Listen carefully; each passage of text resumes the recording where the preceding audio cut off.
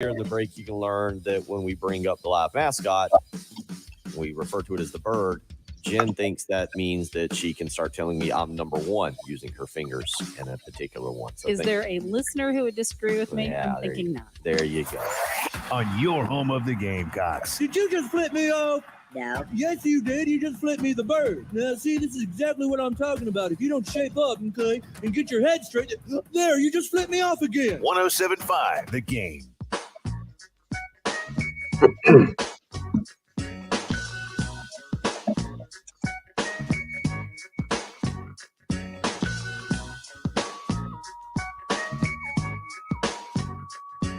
The first Monday of October.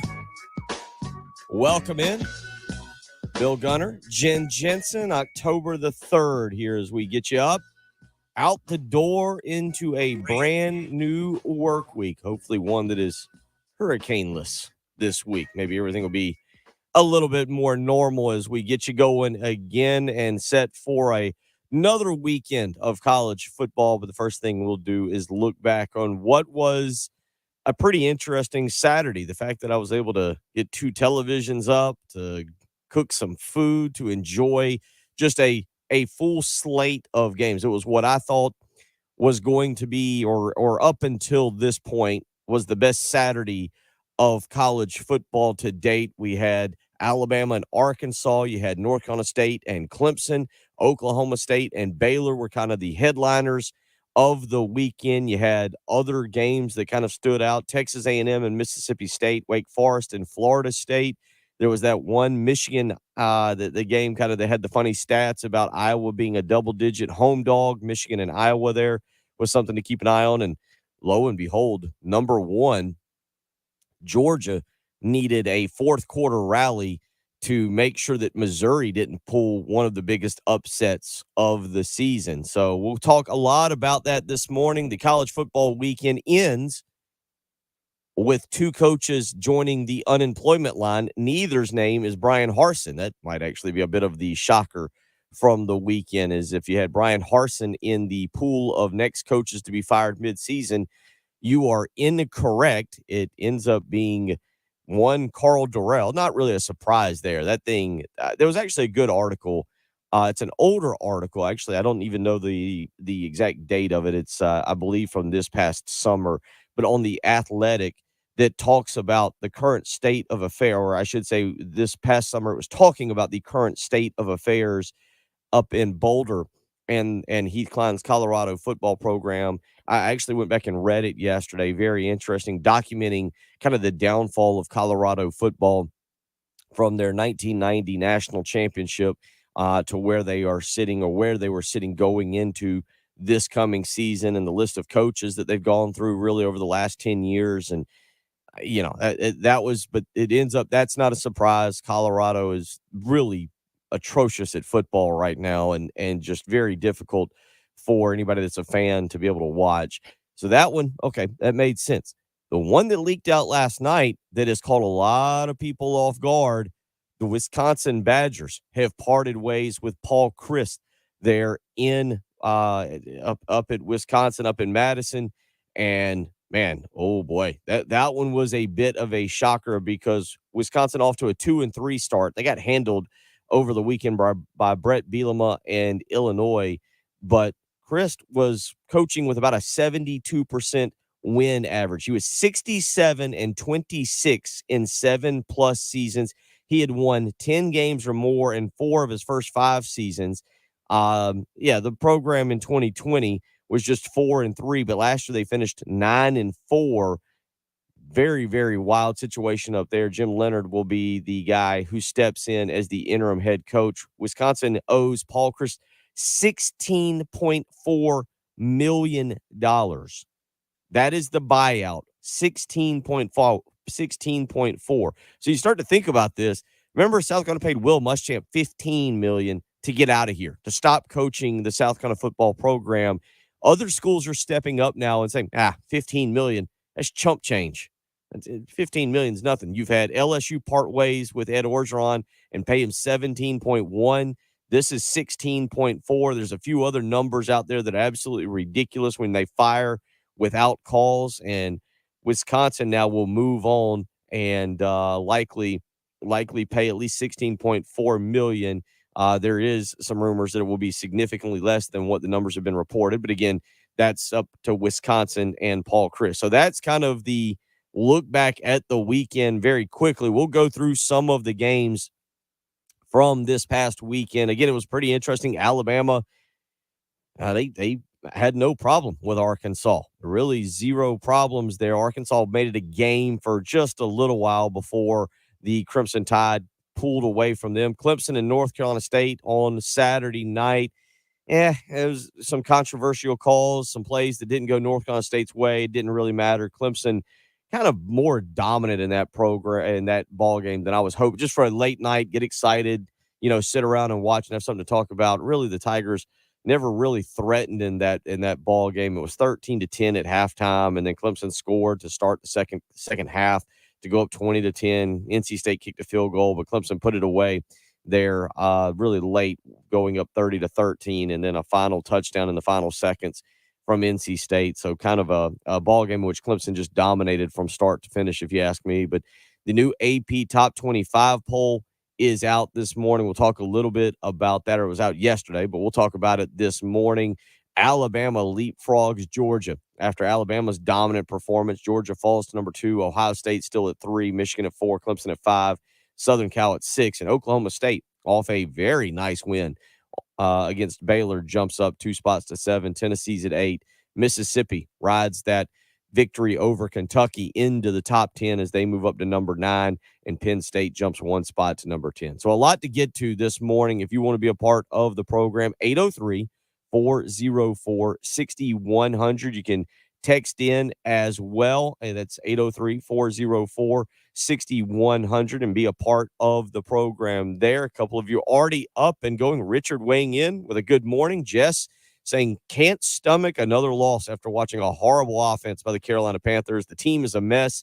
Definitely need to clean coaches quickly, but love watching the defense. Tepper needs to make something happen before the fans burn down Charlotte. The Carolina Panthers yesterday, not really an impressive performance there. We'll talk a little NFL this morning as well. And Jim in Carolina Beach reminded me, that the 1990 national championship was a shared national championship. Still was a national championship, but it was shared with Georgia Tech. And he points out that 1990 had the I don't know what you want to label it, infamous 5th down play to beat Missouri. But a really good article in The Athletic about the fall of the Colorado program. And again, yesterday, they fire another coach. You can also join us on our live stream this morning. A lot of people up and ready to go. Robin, John, Rod, Anthony, Larry, RL, Kaki, Twan, Travis. You get the point. There's a lot of people jumping up on our live stream. You can go and be a part of that. Go to youtube.com, search 1075 The Game, click join, subscribe, be a part of the program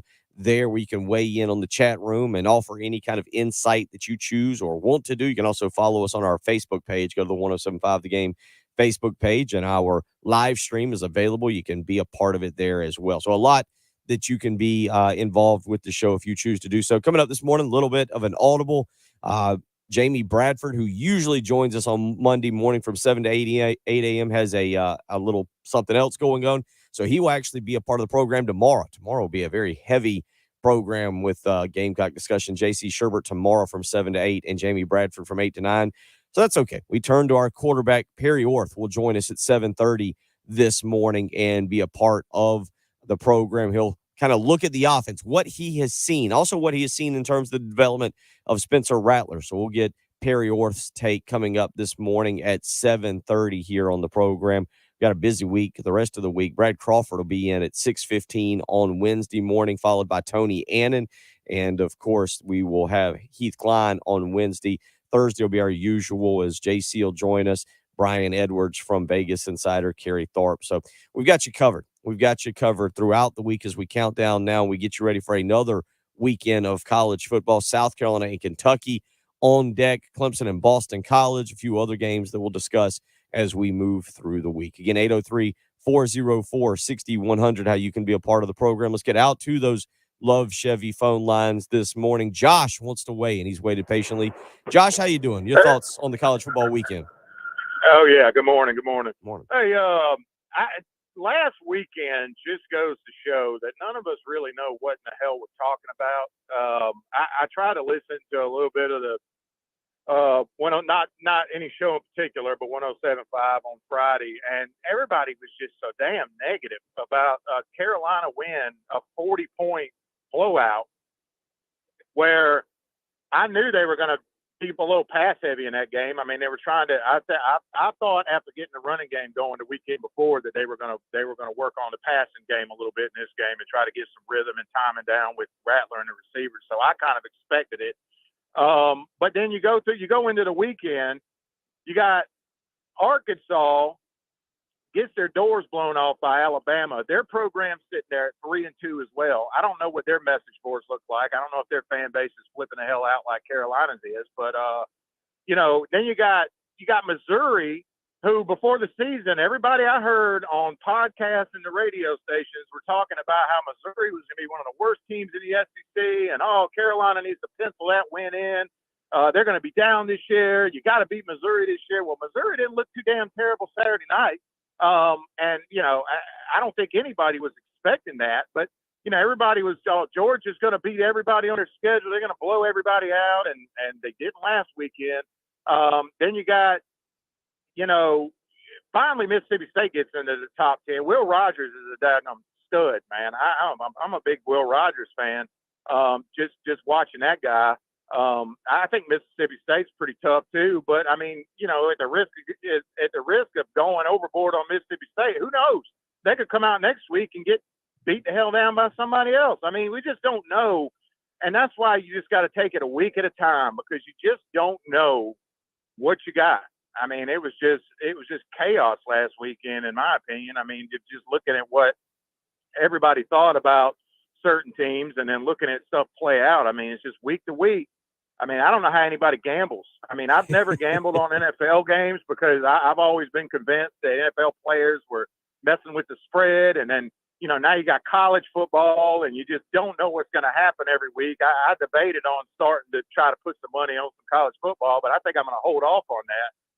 If you're betting on college football games, you might as well just go full retard and start betting on high school football games. You know what I'm saying? I mean, these guys, you just don't ever know what you're going to get from week to week. So, I think especially with the negativity when it comes to Carolina's football team, look, I know there's some imperfections right now and there's some stuff to be concerned about, but I think everybody just needs to take a chill pill and take it a week at a time. College football season, it goes by quick. Then all off season, you're going to be like, I can't wait for football season to start back. So, I just don't be negative when you win a game 50-10. There's plenty of time to be negative when you lose a game. I just don't know how you can be negative when you win one, because anybody can get beat on any given Saturday, and anybody can get tested on any given Saturday. So that's just my thoughts on last week, and I appreciate you taking my call. Appreciate the phone call, Josh. I mean, I don't put a whole lot of Missouri looked absolutely awful against a bad Auburn team. And this is kind of to Josh's point. Missouri looked absolutely awful against a really bad Auburn team 2 weeks ago on the road. And then they bounced back last week and look and have Georgia on the ropes. Maybe should have pulled that one off. You think about it. Alabama looked atrocious against Texas, in week 2? And Texas is, I'm trying to figure. This is again to Josh's point, trying to figure out what exactly Texas is. Texas had a nice win on Saturday from the standpoint of they handled West Virginia kind of in the manner that they should, 38-20 in Morgantown, I believe is where that game was at. But that was actually in Austin. But 38-20, Hudson Card threw for 303 yards in that game. So, Alabama needed everything in the tank to get by Texas in week 2, and now Alabama looks like they're rolling. Georgia thumps Oregon 49-3 in the opener, and obviously we know what happened here in Columbia.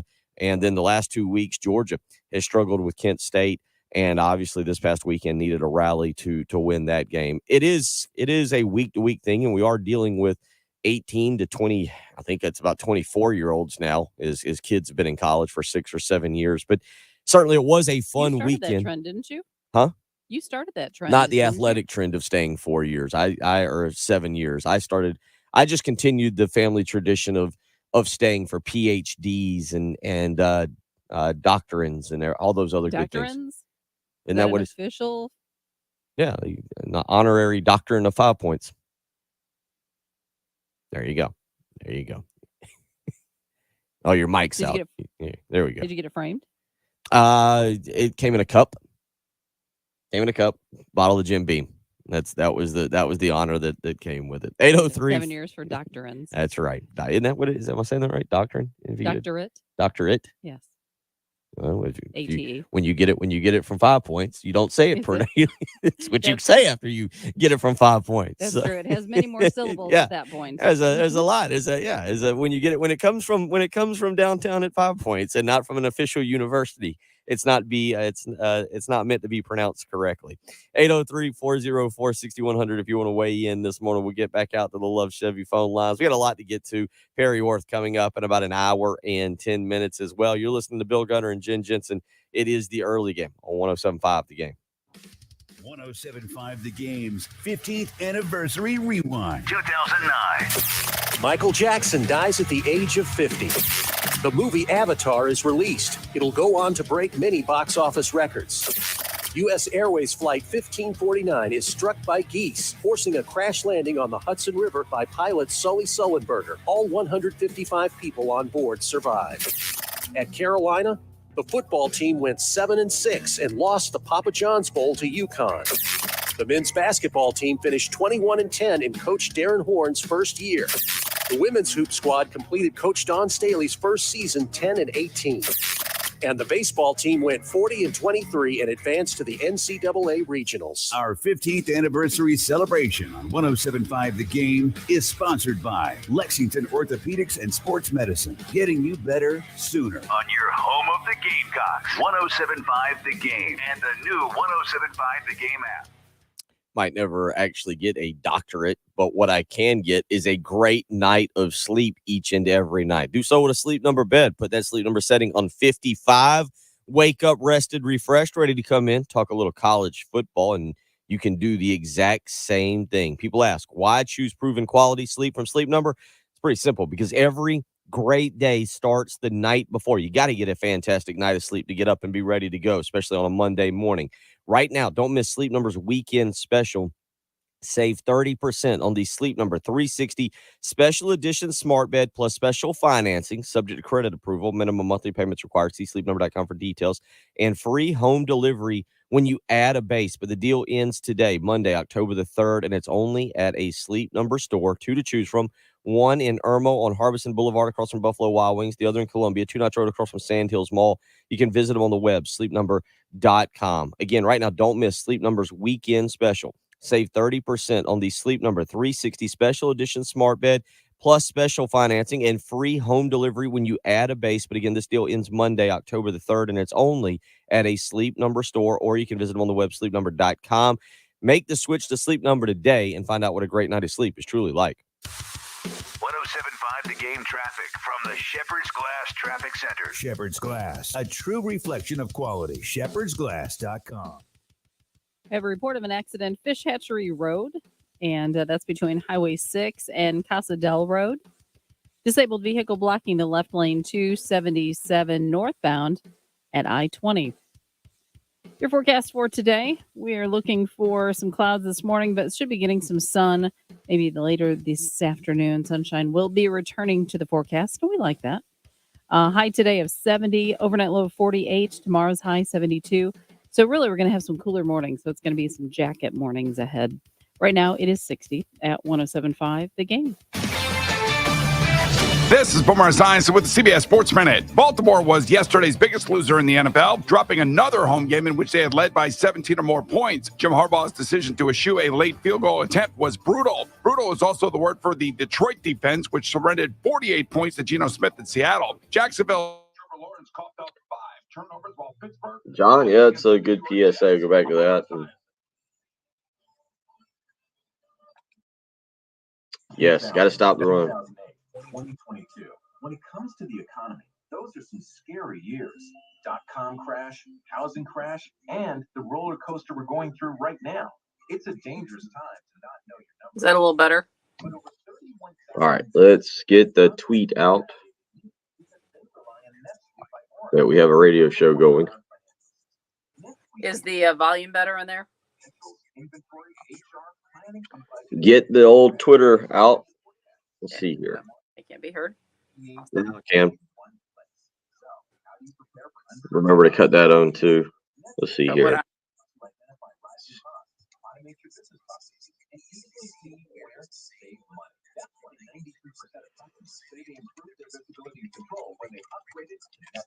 What are you waiting for?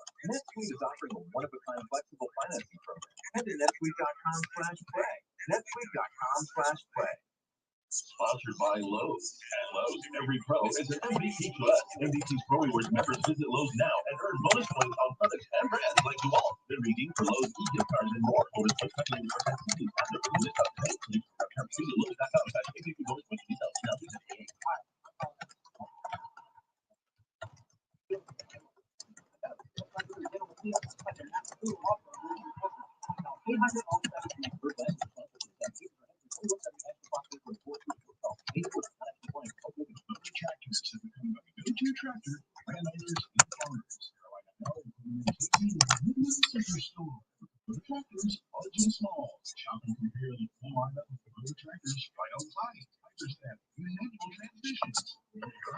All right. Oh, goodness.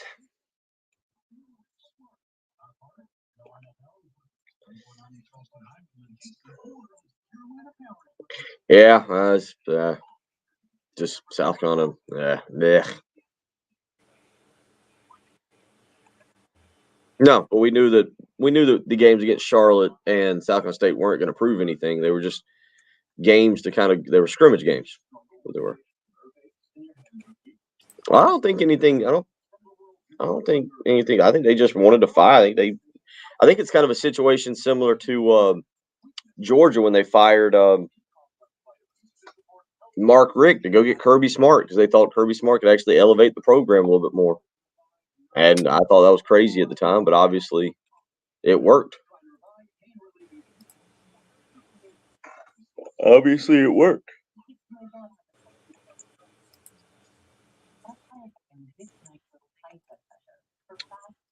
They're going to let Jim Leonard have a tryout. No, it does sound about right. A bill in a china shop. I am kind of crazy. Thinking he didn't actually mean you? He came back with bull, but I think he meant Bill. Then he decided to change it. I fully think that's probably pretty accurate. Live from the Heritage Chevrolet Studios. This is 1075. He actually slept too good last night.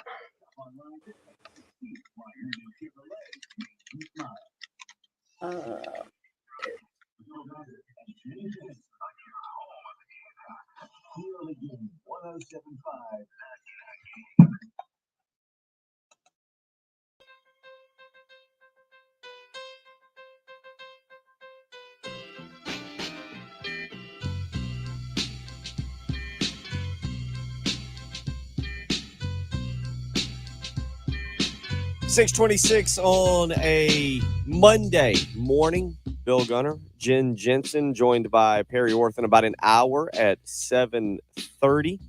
We'll get his take on what he has seen from South Carolina through 5 games. Marshall weighing in on our text line and says, why will we not use the intermediate passing game? Everything is a screen or dump off or 25 yards. There's going to be a lot. This is I hate to say this because I'm just now kind of a believer as South Carolina has played 18 games with Shane Beamer's head coach and Marcus Satterfield. And to me, at this point, they are what they are. I don't think that magically South Carolina's offense is going to go out and make sense this coming weekend. And there's been nice moments. It's consistency that is probably starting to drive me the most crazy when you watch them. Just it's just like right behind me here. I've got the wheel of agony, and it's just like they spin it and see what happens and go, okay, look, let's see what play pops. Let's run that play. That looks like, okay, landed on orange back behind me there. And they go, okay, sitting that play down and let's run that. Will they go out and be different this weekend? Maybe.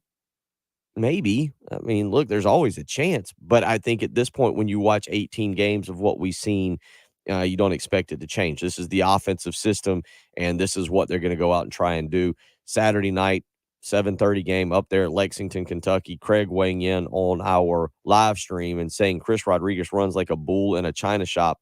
How will we hold that guy under 150 yards? I mean, that's another part of it. We can talk about the offense.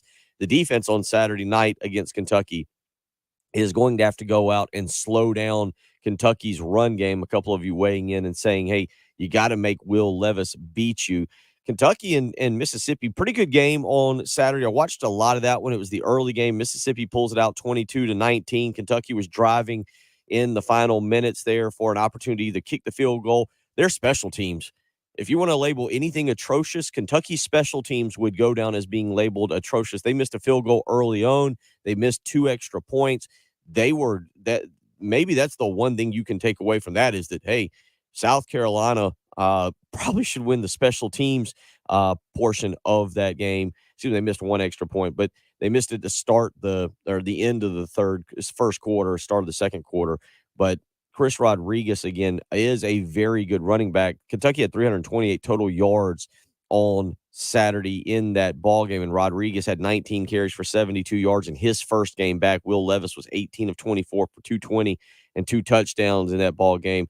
Mississippi made just enough plays. They caused the fumble at the very end and get the victory. And so it was a good weekend for Lane Kiffin's Ole Miss Rebels. They jump up to number 9 in the top 25, the AP top 25 there, and you keep an eye on Mississippi and what is coming down the pipe for them. Obviously, they'll have some really fun games coming up over the next several weeks, so I want to keep an eye on them and see what exactly Lane Kiffin can do with that team, and if they're a program that really should be taken seriously. So far, the first part of the year, you talk about, try to learn about teams, and Mississippi's beaten Troy, Central Arkansas, Georgia Tech, Tulsa, and now Kentucky. They get Vanderbilt this coming Saturday, Auburn on the 15th, and then maybe the gauntlet picks up a little bit. The 22nd, the 29th, they get a bye week, and then the 12th, LSU, Texas A&M, Alabama does come to the Grove on November 12th, so we'll keep an eye on those games as well. 803-404-6100. Back out to the Love Chevy phone lines we go. Gamecock Larry wants to weigh in this morning. Larry, how you feeling? What's on your mind?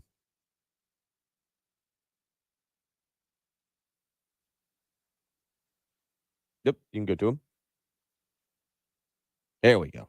There you are. Okay, now you're there. Now you're there. Start all over. Got me? You got me? We got you now. Go. Okay. I thought I'd jinx the dogs Saturday. I called old Dr. Bulldog early Saturday morning, left a message because he wouldn't answer the phone. And I said, don't like drink wits. Go dogs. And buddy, I tell you, I thought they was gonna lose that game Saturday, but they pulled it out. But I got a story about the dogs. I'm gonna tell y'all sometime why they so good. You won't believe me, but I'm gonna tell you that story one day. But as far as Kentucky, I think we can run on that defense. Now we gotta hold old Rodriguez down. But Levis, he committed 2 fumbles. That's because they lost that game. And Wildcat Earl, Kentucky Joe, Gamecock Larry ain't going to say nothing about you. Just waiting for you to give the first shot. When you do, buddy, I'm coming back after you. That's about all I got to say. But we going to stop the bull, as they call Rodriguez. We will stop him. Go Gamecocks. Thank you for the phone call, big guy. Yeah, it's look, South Carolina's going to have to run the football and stop the run. And I actually think South Carolina can run the football if they dedicate themselves to that on Saturday night. I don't right now. Again, I go back 18 game sample size for Marcus Satterfield. I feel like South Carolina's going to come out and try and throw the football. That's just what they do. I would rather see them line up and pound Marshawn Lloyd and toss in Juju McDowell and Christian Bill Smith and go to the run game early on. Just absolutely go to the run game and try and stick with it. Kentucky's offense obviously is not a big play offense. They're going to be a team that is going to I think the safest bet on Saturday night is that Kentucky will win the time of possession battle against South Carolina.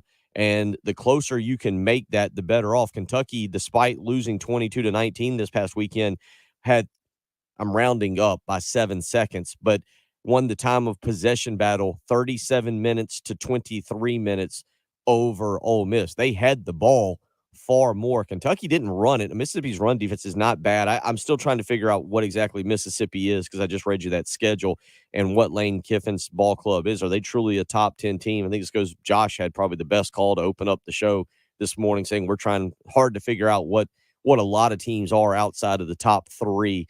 I think it's to me it's very clear that Alabama, Georgia, and Ohio State are head and shoulders above everybody else. Maybe Michigan is in there, maybe I don't know. And then after that, we're all kind of looking around to see who else really is going to jump up and challenge those three. Maybe that four if you throw Michigan in there. But Kentucky will likely win the time of possession battle. But the key for South Carolina is go out and run the football on Saturday night. Go run the football. Dedicate yourself to running the football. Get those offensive linemen up and running. Look, last year, Lonnie Teasley, he was a guy who coached South Carolina, coached the offensive line, and he's still in there for Greg Atkins.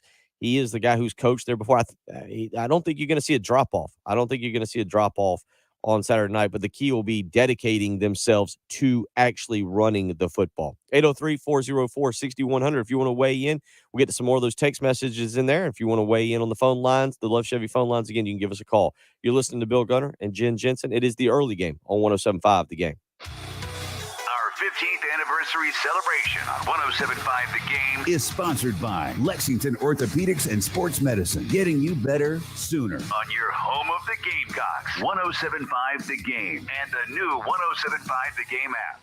Purchasing a vehicle, well, it's going to be a little stressful this time of year. We're getting closer to Christmas. The high demand and low supply is still there, and you're trying to pinch pennies, save a few dollars here and there. And at Love Chevrolet, they know that. That's why they've been in business for over 60 years right here in the Midlands, taking care of families just like yours and mine. They know that every penny is needed, and that's why they've made a promise to their customers not to sell above MSRP. They want to treat you fairly. They want to treat you correctly. They want to make sure that when you purchase that brand new car, truck, or SUV, that you're satisfied and you feel like you got the best deal possible. And that, again, is why Love Chevrolet has been in business for over 60 years. When you stay in business that long, typically you're doing something the right way. And Love Chevrolet has prided itself on doing things the right way, focusing on you, the customer, making sure that you are satisfied. So go visit them, find out what I'm talking about. I-26 in Harbison between Lowe's and Frankie's Fun Park, that incredible sales staff. Another reason that Love Chevrolet has continued to be the go-to one-stop shop when you're looking for a brand new car, truck, or SUV, because those salespeople out there, a lot of them have actually been with Love Chevrolet for over 20 years. The company is fantastic to work for, and the salespeople are knowledgeable, they're friendly, and they're going to make sure you are comfortable with that brand new purchase. So, again, go visit Love Chevrolet, I-26 in Harbison, between Lowe's and Frankie's Fun Park, or you can visit them on the web, lovechevy.com. Get out to Love Chevrolet and find new roads. 107.5 The Game traffic from the Shepherd's Glass Traffic Center. Shepherd's Glass, a true reflection of quality. ShepherdsGlass.com. And taking a look at too bad. 277 northbound at I-20. We do have a report of a disabled vehicle, so the left lane is blocked. I-20 at Broad River Road, trying to get the direction there, but there is an accident there. Also have a car versus deer incident, Highway 1 at Lake Drive and Fish Hatchery Road between Highway 6 and Casa Del Road. Forecast for today, we're looking for an increase in sunshine, she says. And 70 will be our high. Overnight low of 48, 72 tomorrow under sunny skies. Warms up to about 76 by Wednesday. But again, this week looks like the mornings will be for jackets. Right now, it is 60 at 107.5 The Game. It's hunting season, and Shooter's Choice in West Columbia has everything you possibly. There we go.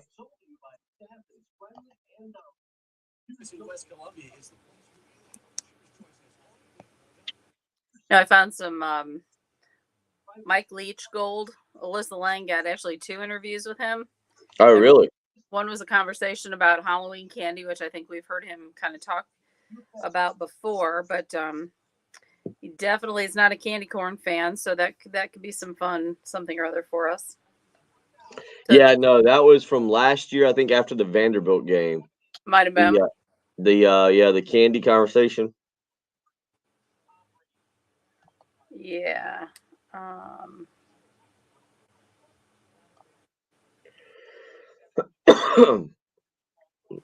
The candy conversation. It's like the Seinfeld episode.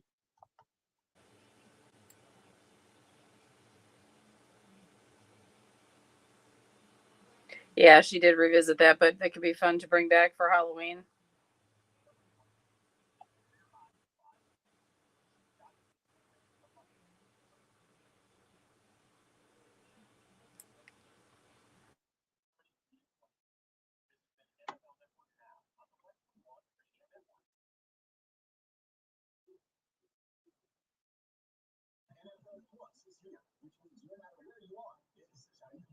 What is this? Oh, okay.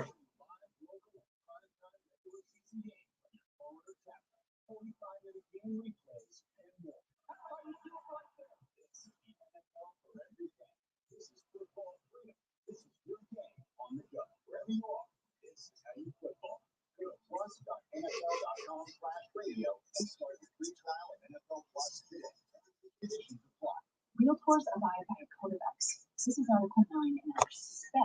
First time home buyer, know nothing about the home buying. Yep, Braves won. I've got that on the list of something to get to there. Let me see. Actually, go back to this here.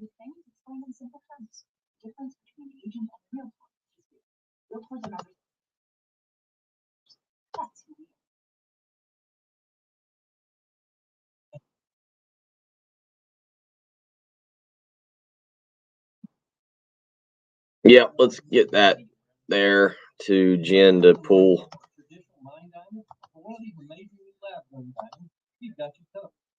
Yeah, the lead to Alyssa Lang on the elopement.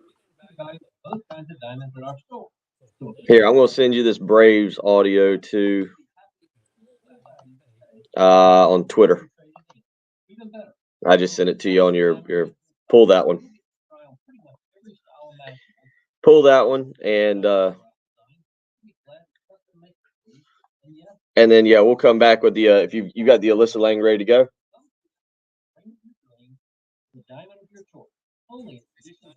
Yeah. Okay.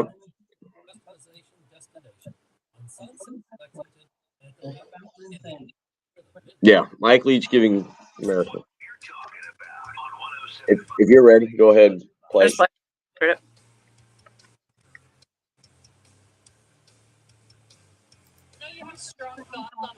I'm in the middle of planning one right now. Do you have any advice for me? Who are you marrying? His name is Trevor. Okay, yeah, well, I'll have to you set up a meeting and I'll talk to him. Okay, so where's Trevor from? He's from Florida. What does Trevor do for a living? He works in sports as well, covers football. He does what? He covers football as well. Really? Well, I don't know. We'll keep a close eye on it, but whatever you and Trevor decide, I would kind of keep it on the down low, which you failed to do that. Trevor was probably planning to, but you didn't. So go ahead and don't say anything else about it. But as soon as the season's over, or even an off week, go elope. Trust me on that. Go elope. Because basically every female in the family is going to terrorize you guys until it's over. Once it's over, I mean, they'll be upset for a few days, but it'll be over. And then, you cruise away, along, have a happy marriage, have a happy life. I'll pass along the message. Thanks, Coach. Congrats on the win. Trevor, unless he's crazy, is totally on my side. And trust me on this. If Trevor doesn't have the sense to do that, tell him to call me because, I mean, he needs to do trust. I've told all my kids, I'll give you $10,000 extra if you elope. So far, they haven't done it, but I would too. I'll have him call you for sure. That's what you need on a Monday morning. Marital advice from Mike Leach. Go elope. Just don't tell, because the women in your family will harass you if you have to go through 7, 9, 12, whatever the time is from the engagement to the actual marriage. Alyssa Lang there trying to get marital advice from Mike Leach. Last year, Jen, as you were pointing out, we'll play it later on in the month. Last year it was advice on Halloween candy. This year it was marital advice. And I guess this is what happens when you pick up a big win over the weekend. You knock off Mississippi State, knocks off Texas A&M, and Mike Leach in the mood to start handing out marriage advice and what people should do. Absolutely. As far as planning a wedding goes, just he'd rather. Well, it's funny actually. I had kind of a similar conversation with my dad, years ago, where he's like, I'll just give you a check, and because it'll save me money, and you guys could do your thing. And of course, he was half kidding, but so it's kind of funny. It's like, oh my gosh, my dad and Mike Leach should have had a conversation at one time, because apparently this is popular advice. Take some cash, go. I don't want the headache. Just be done with it. So yes, so I'm curious what the wife's reaction at the Leach household was later. Is he married? Divorced? He is married. I'm pretty sure he's still married. I don't got enough problems keeping up with my life as it is, let alone trying to keep up with other people's married or dating lives. But I'm fairly certain he is still married. Wouldn't he be fun to see in going into like his former profession, being, he's an attorney, or at least he was. Like, wouldn't you love to see him in a courtroom and just rambling on and, incessantly? I actually feel like he would be a great politician because he could filibuster for hours. Like that's a really good point. And not even just reading out of a book, just talking about whatever he would want to. If he needed to filibuster anything, he would have absolutely zero problem. His personal life. Yeah, Sharon. And they got 4 kids. Oh, okay. Four kids. So there you go. Wow. So yeah, it's the if you need some marital advice, you can turn to Mike Leach there, who his big advice is to elope. Just don't tell the family. Just get out of town. Come back, tell them. And I like how he said, yeah, they'll be angry. They'll be upset for a few weeks, but they get over it. They'll get over it. They'll be fine. They'll figure out how to deal with it. So good stuff on a fun weekend of college football.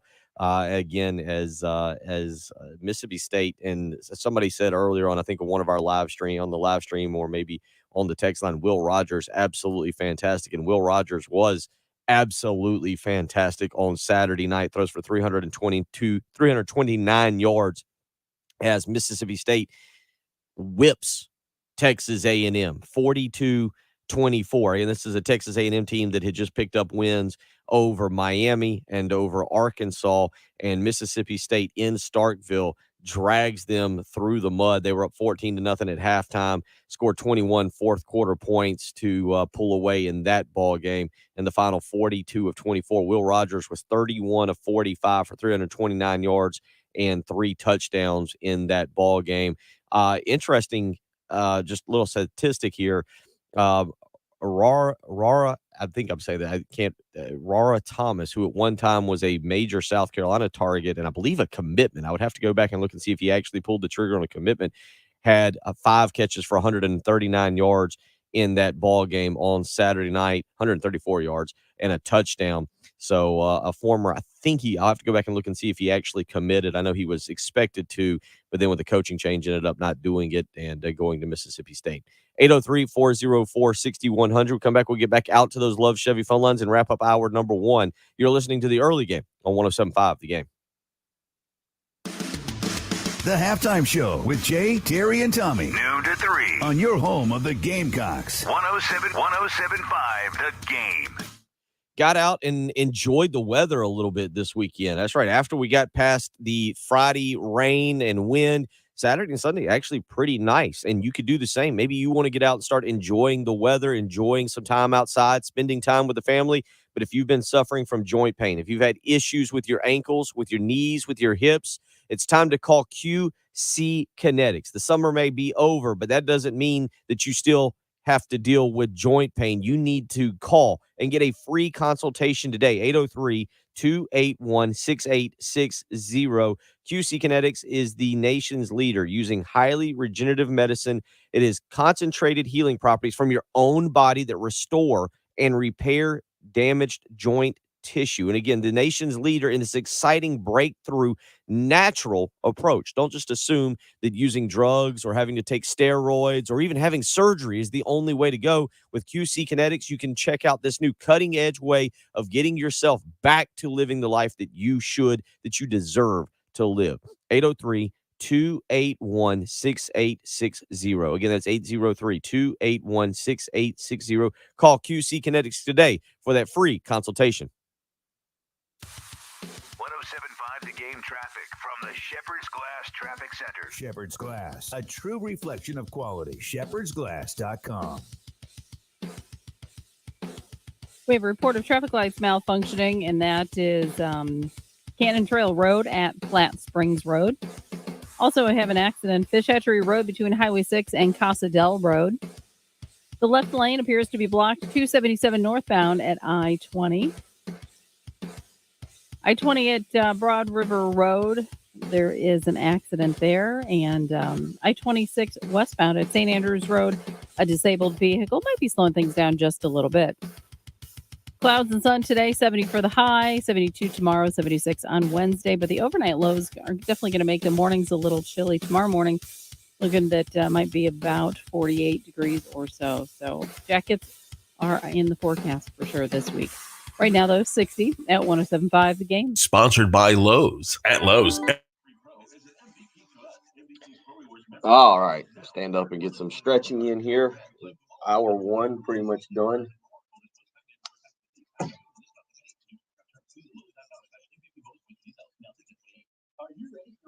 I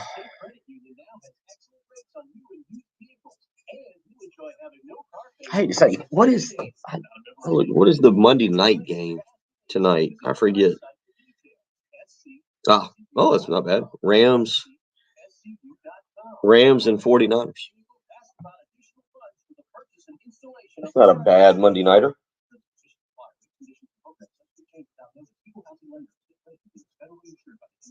Do you struggle with occasional nerve aches in your hands or feet? Try Nervive Nerve Relief from the world's #1 nerve care company. Nervive tablets contain alpha-lipoic acid to relieve nerve aches, weakness, and discomfort, plus B-complex vitamins to support healthy nerve function as you age. Live life with less nerve discomfort with Nervive Nerve Relief. Learn more at nervivehealth.com.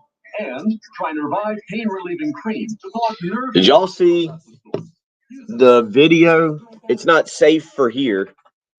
The video of the guys that got caught up at Lake Erie cheating in the fish tournament. Have you heard about this, Jen? Yeah. Do you know how much money they've won in their lifetime? These two guys, $300,000 fishing in tournaments. Whoa. That's a lot of money. And is that what it ended up being with their ball bearings that they put in the bottom of I the think fish? they were, or sinkers, lead weight. I just watched some of the video and then I think I got a phone call and didn't watch the end, so I don't know what I saw it, and then I guess there's some other stuff, but that tournament in particular, I guess first place was $45,000, and they got caught. And now you can't prove whether or not they cheated in other tournaments, but Well, I mean, those guys. So did you see the video? I mean, those two dudes are lucky to be alive. Those guys at that thing wanted to kill them. wow, I need to check that out. And I would think that there's kind of a brotherhood in those kinds of tournaments. Like, you just don't cheat. I mean, I hate to say it. I don't know. I don't know. Is that like animal cruelty? Can they get arrested for that?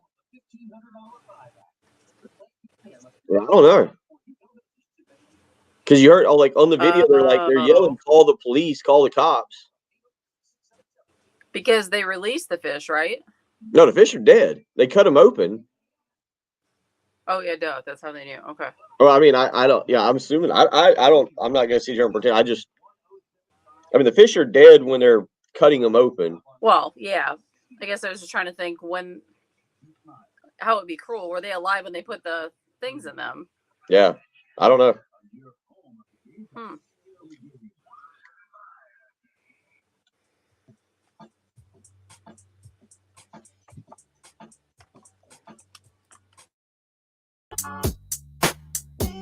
803-404-6100. How you can be a part of the program this morning. Back out to the Love Chevy phone lines we go. Hank wants to weigh in this morning on the Kentucky game. Hank, how you doing? What's on your mind? Nothing much. I was looked at the game, looking at Kentucky and Ole Miss, and I actually looked at all four of Kentucky's games this year. I think one of the big keys for us is going to be don't give up anything on special teams. You know, the other day, Kentucky's biggest two plays were the kick return by the freshman. And the reason they kind of seemed like they dominated dominated the time of possession is because their offense really wasn't all that explosive. They kind of flutter along and they try to hit you with some runs. But I think their offense is second to last in the league, right in front of A&M. But they hit you on the special teams play and playing defense. I mean, they got they did that in the Florida game. They parlayed turnovers into points. So I think that biggest thing for Carolina is you got to play a clean game and then be able to slow the run down. So that's just my thoughts. Looking forward to it this weekend. We'll see what happens. Appreciate the phone call. Yeah, I mean, Kentucky under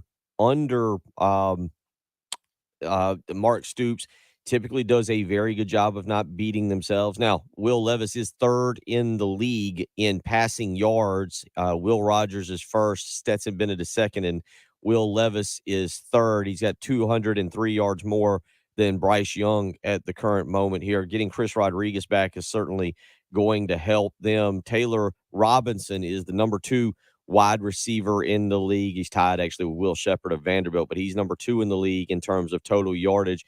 So Will Levis and the passing game have kind of been what's carried them, but now you get back your stud running back there in Rodriguez. And again, he had a solid game on Saturday, not one that would be great, but Kentucky certainly is a team that typically does not beat themselves. And Kentucky Joe's already weighed in this morning and says our team did something that they rarely have done under Stoops. They beat themselves. 2 fumbles in the final 2 minutes, game-winning touchdown called back from movement.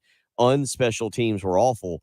Kentucky Joe says, still feel good about my team. Our defense is balling. Don't see South Carolina winning in Lexington. He's going ahead and get his prediction in 34-21 in that. So it's going to be very interesting. South Carolina, to me, I mean, and I think a lot of us agree with this. I don't think I'm telling you anything that's a shocker or a revelation when it comes to what has to happen on Saturday night. South Carolina has to run the football and stop the run.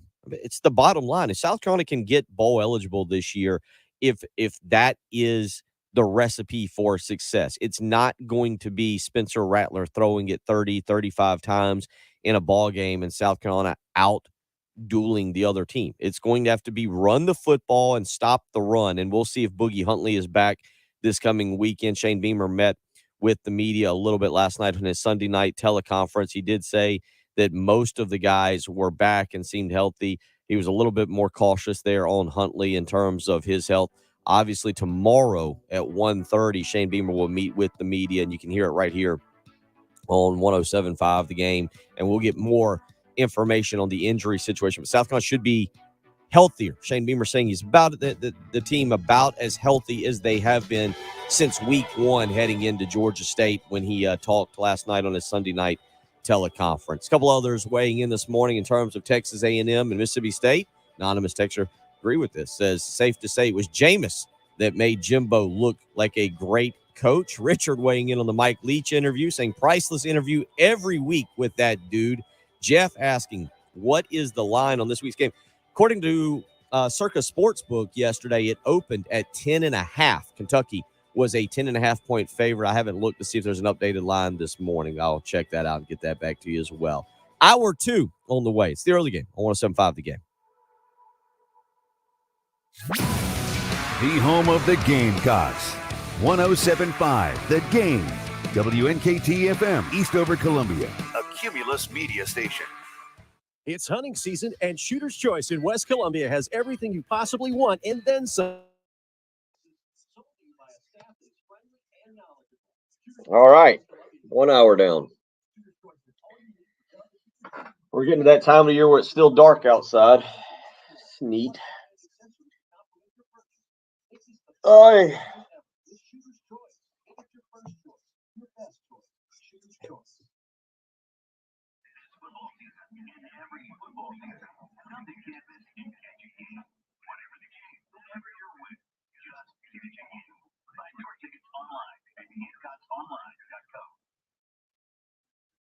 Whether it's a back day, nagging back pain, or a hip that has you hopping, nothing matters more than getting you back to feeling your best.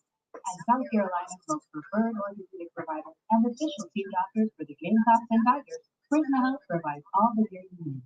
With more expertise, more technology, and more locations closer to you, we're doing even more to help you be your healthiest you. Prisma Health, the orthopedic experts. Wash your hands and brush your teeth, but what about your nose? How do you clean your nose? With Navage. Navage pulls saline in one nostril around the back of the nose and out the other nostril, flushing out allergies, meat, dirt, and germs, and it's why nose cleaning is the next evolution in daily personal hygiene. People try Navage for lots of reasons: sinusitis, allergies, snoring, things that make it hard to breathe through your nose. But over time, they also find that cleaning their nose makes them feel better, a lot better. Nearly 3 million Navage users have written more than 100,000 reviews, averaging 4.7 stars, saying things like "best product I've ever used" and "amazing. I love my Navage." Yeah, I don't know about that fishing tournament. They don't have anywhere, Craig. It's not a yeah, it's not. It's a teleconference, so it's obviously it's over the phone. So I was trying to look real quick to see if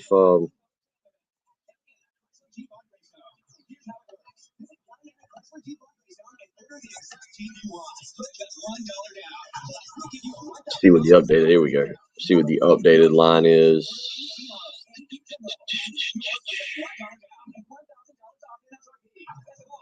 Oh, are you serious?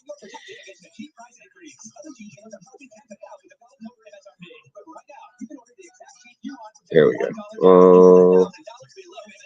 Got about time. So yeah, it looks like it's 10.5 right now. Circa Sports opened it. They put that tweet out yesterday.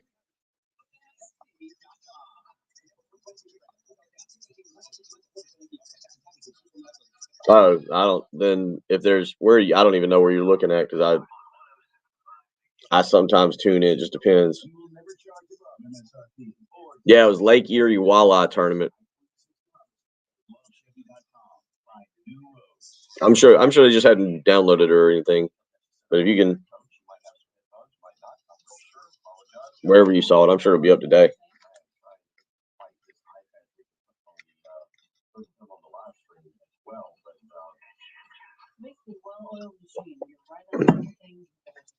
Did you get that Braves audio? Can we play that coming in right here? Play that.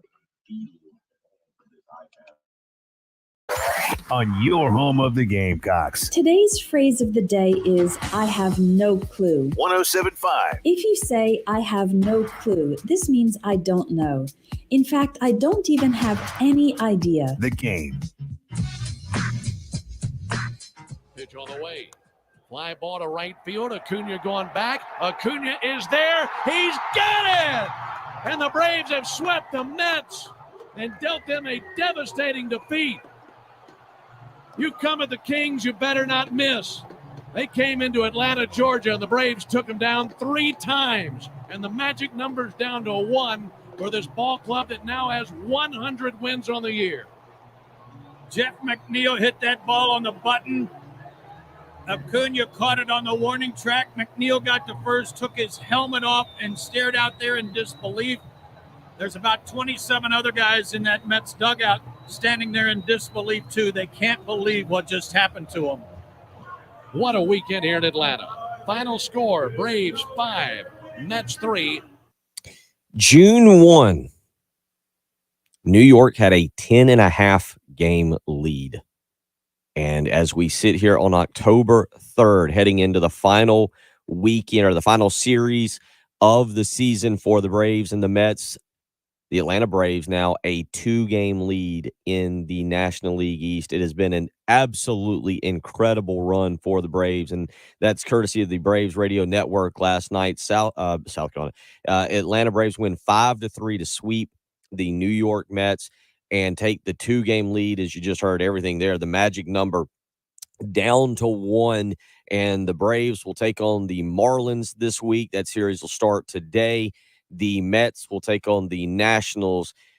Unbelievable run for the Braves, who it's, man, I'm not like Jay Phillips. Jay Phillips is Travis says Terry may need to help with Jay today. Jay's going to be uncontrollable today, so good luck on the halftime show listening to Jay, just who will be giddy beyond belief. It'll be like listening to a schoolgirl, just very fired up and fawning over the Braves. But it really is a really neat thing here to see the Braves make the run that they have. Growing up here in Columbia, became a Braves fan in the 90s. We lived in New York some. I became a Yankees fan as well. So when the Braves and the Yankees played in the World Series back in the 90s, I kind of was best of both worlds for me. But I've never allowed the Braves or the Yankees, for that matter, to really affect my day-to-day life in terms of happiness with their wins or their losses. So I can't ever say that I'm the biggest Braves fan, but certainly seeing them rally has been a lot of fun. Seeing them win the World Series last year was a blast. I actually was in Atlanta not too long ago. It was the Friday before the start of college football season, or the Thursday night before the start of college football season. I did the show from Atlanta there at the Omni, and had attended. I think it was the game that Spencer Strider struck out 16. And what they've built over there is absolutely phenomenal. But last night, the Braves get the job done. And if the two teams end up in a tie, according to what I read, the Braves won the season series 10-9. They would win the tiebreaker as well. So, again, the Braves will head to Miami to take on the Marlins here starting today. And the Mets will play its final games of the season against Washington. That game will be that series will be in New York starting today as well. So the Braves, huge weekend. The Braves have won 5 of the last 6 games in the series. They've outscored the Mets in those 6 games, 42-19. It's just absolutely been an incredible run for the Braves, who rally back from 10.5 games down on June 1, and now at least appear poised to win another National League East crown. We'll continue to follow that. They are on as it says, the doorstep of a 5th straight division title, and looking to repeat as World Series champions. So kudos to the Braves last night for their big weekend, a fun weekend of college football. Coming up in about 25 minutes, we'll catch up with Perry Orth, who will join us, and he'll talk about South Carolina. But the weekend that was in college football, very entertaining. I guess I was personally hoping for some better games. That Georgia-Missouri game snuck up on us kind of out of nowhere. That was about a 28 to 30-point line there. The Bulldogs were favored over Missouri, but Missouri's got the lead in the fourth quarter. Georgia has to rally. Stetson Bennett had to throw for 312 yards, and Georgia pulls out a 26-22 victory. Alabama cruises past Arkansas. Bryce Young gets hurt. Doesn't really matter. 49-26 there. Ohio State just hammers Rutgers 49-10. Michigan goes into Iowa, and kind of a boring game. I had the TV on there. It's kind of what Iowa football is. It's never attractive to watch. Michigan wasn't exactly attractive either, but Michigan pulls out the 27-14 victory over the Hawkeyes. And then the game locally that everybody was interested in, Clemson, fairly dominant, 30-20 victory over NC State on Saturday night. And if you weren't a Clemson fan, it really was not a lot of fun to watch, but the Tigers pulled away, went up 30-13 late there in the fourth quarter. NC State scored with under a minute to go to make the final score look a little bit better than it actually was. Southern Cal knocks off Arizona State 42-25. We've talked a little bit about that Mississippi-Kentucky game. It was a pretty entertaining game for the SEC. It was a lot of fun, really. Actually, that might have been up there with one of the better games of the day. Mississippi wins 22-19. Baylor. This was a game that I actually liked Baylor to win and kind of reestablish some dominance. Keep an eye on Oklahoma State there with Mike Gundy. They go out and they win 36-25 over the Bears there in Waco. Oklahoma State moving up in the most recent AP poll coming out yesterday as well. The thing that bothers me about Oklahoma State is it feels like they are the ones putting a line in the sand on Bedlam, the Bedlam rivalry series, and ending that thing. Now, for whatever reason, I did read an article about it, about future scheduling and how both programs, Oklahoma and Oklahoma State, figuring with a 9-game conference schedule and wanting to schedule one premium Power 5 opponent outside of the league and wanting to have two G5, a group of 5 schools, and it doesn't really, the scheduling doesn't really work for them.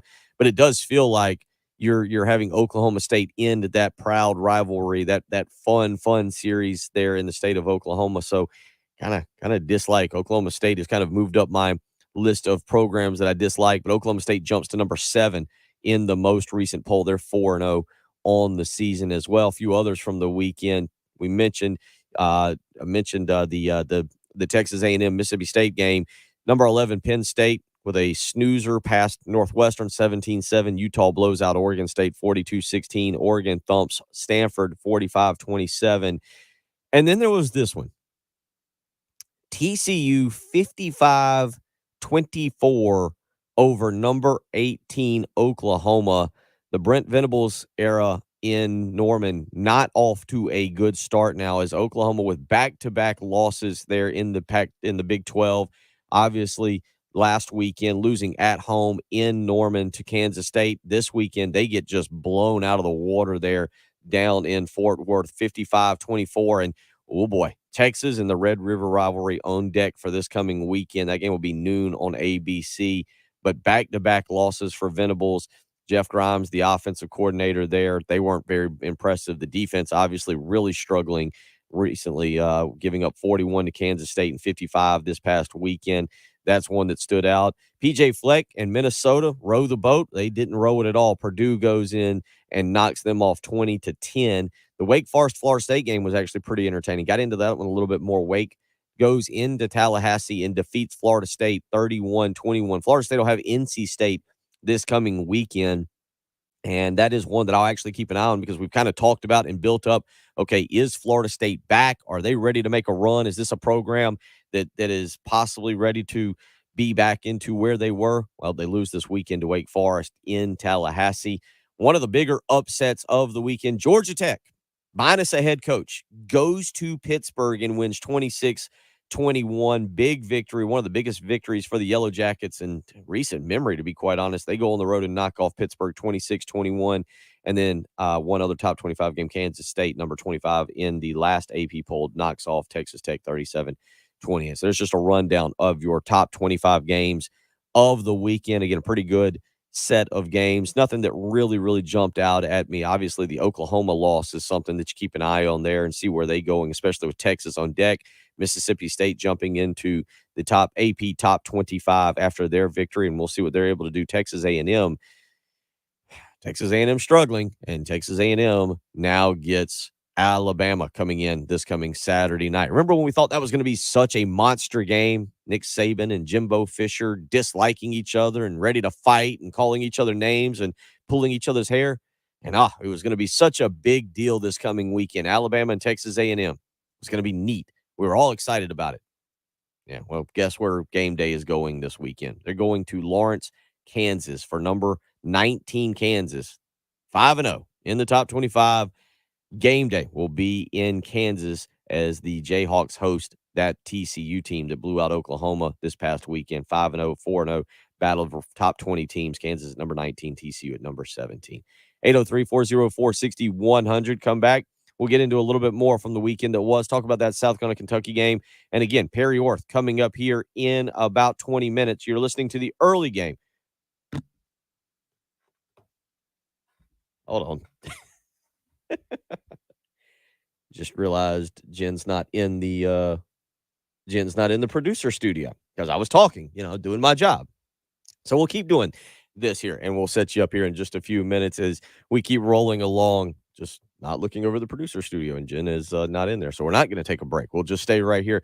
But and continue on with what I was talking about a little bit, that AP Top 25 coming out yesterday. No changes within the top 6. Again, as I mentioned, one change. Alabama jumps over Georgia. Georgia had more first place votes, 28. Alabama had 25 with the little point system that they use there. Alabama edged out Georgia by 2 points, 1,523 points to 1,521 points. So Alabama leapfrogs Georgia and moves back into number 1. Georgia at 2, Ohio State at 3, Michigan 4, Clemson 5, Southern Cal So basically the top 6 pretty much the same. Oklahoma State moving up there to number 7 with that win that I just talked about against Baylor. Tennessee staying firm at number 8. Mississippi, the jump into the top 10, and Penn State at number 10. That's followed by Utah, Oregon at 12. Kentucky drops 6 spots to number 13.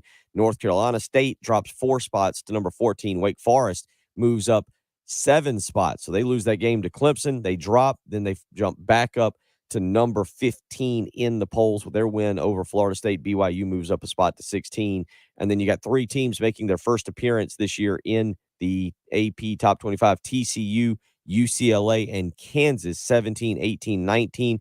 Kansas State jumps up to number 20 after their victory over Texas Tech. Washington, who lost on Friday night to UCLA in Los Angeles, drops 6 spots to number 21. Syracuse, Mississippi State, Cincinnati, and LSU all making their appearances in the top 25. So there's your AP Top 25 rundown this morning. Is we'll get you set up for another fun weekend of college football. I was kind of mentioning some of the schedule there. You do have one game, by the way, on Wednesday night. It was moved because of Hurricane Ian. So, SMU will be at Central Florida. That game is scheduled for Wednesday night, the 5th. It is at 7 p.m. on ESPN2.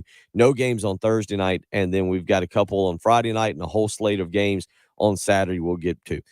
Since I wasn't paying attention and tried to go to break and Jen wasn't there, we'll do.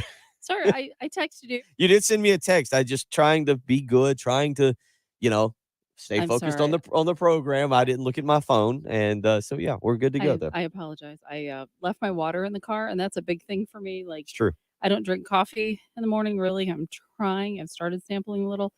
But so water is a big thing. So, like, I've gone for an hour and, Just having a hour rough. and a half, and it's like, I got to go. That's no problem. Yes, I see the text as I had looked down. Forgot It's all water right. in car. Going to Yep. grab it. There we go. Like a well-oiled machine. Just one big family right here. You're listening to Bill Gunner, Jen Jensen. It's the early game on 107.5 The Game. With Pearson, Preston, And the guys from Gamecock Central. There you go. Wes, Chris, y'all don't have to go to class tomorrow. Student section attendance just rose even more. Yeah, you would hope tonight. so. Preston, you don't have to go to work tomorrow. I mean, you should come here, but campus is closed tomorrow. Yes. Shane Beamer did it.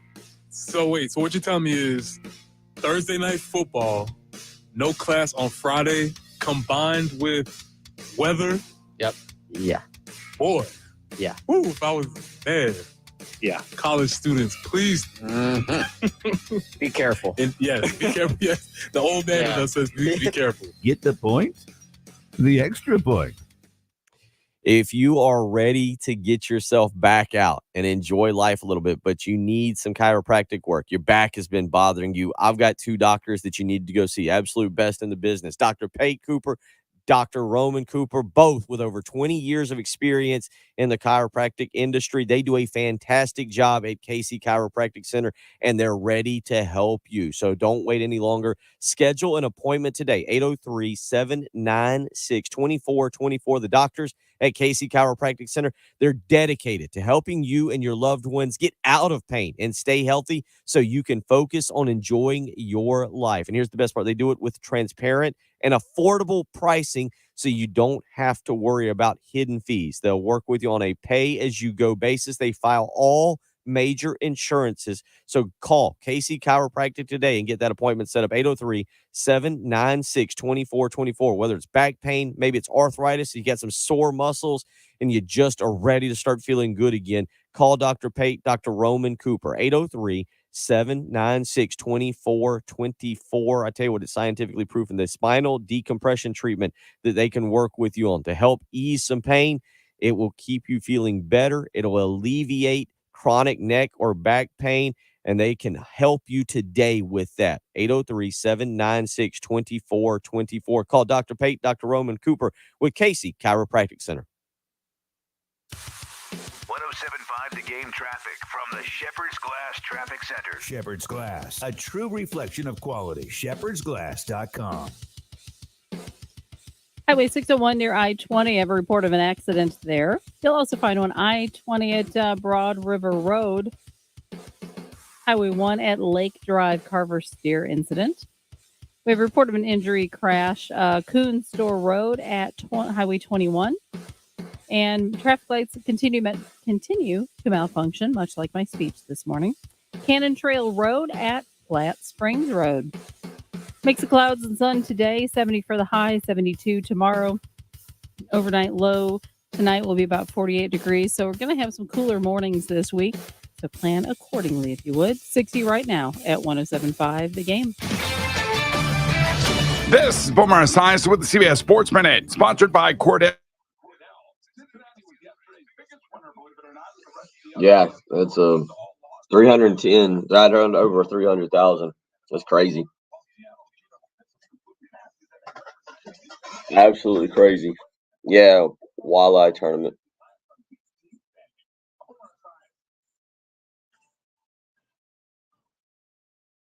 Hi, this is Joe Cordell with the law firm Cordell & Cordell. When the prospect of divorce becomes a reality, you need a partner that you can count on. If you're a man in this situation, consider contacting Cordell & Cordell. We've helped men navigate complex legal matters for 30 years.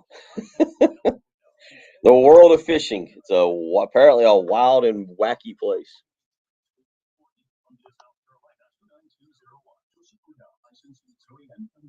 Online at CordellCordell.com.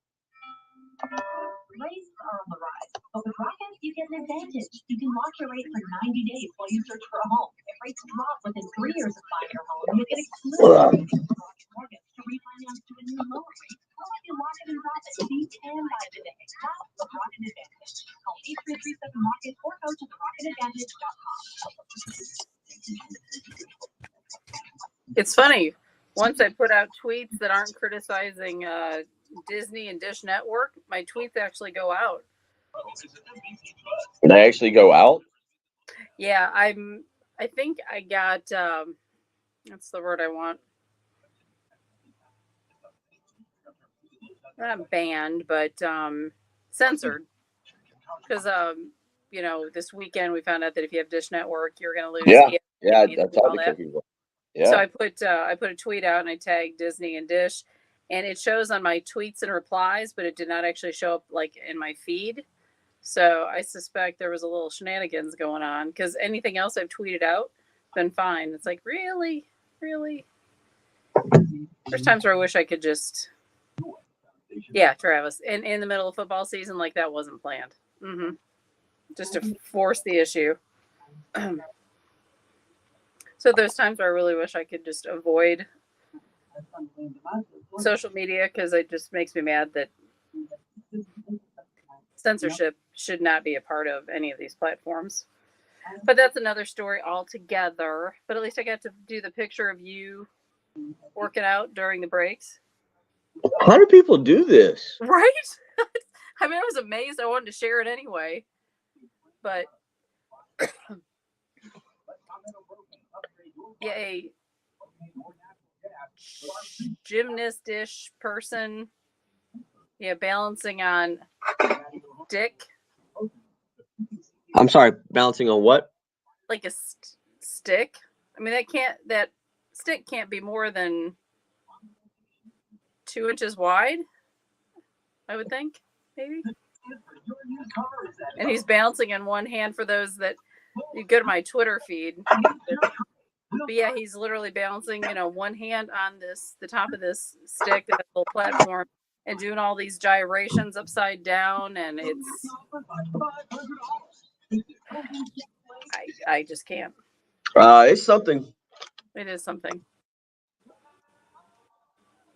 It was worth sharing. It was worth sharing, yes, and making a decent joke about it. Oh, they did restore it, Hope? I didn't know that. I saw ABC was restored pretty quickly, but I'm assuming, because I think don't you have to have broadcast channels available, like on major networks or something? Even though technically, I guess we could get it from air signals, but that's, to me, that's harder to get these days. Wow, interesting. And yeah, there was no alert; it was just gone. Okay, cool. Good to know.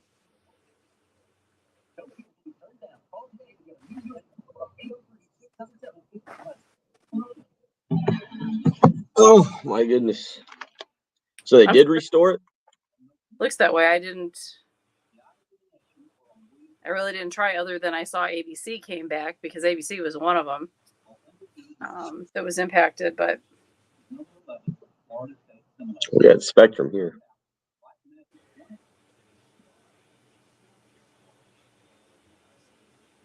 Got a notification through Sling.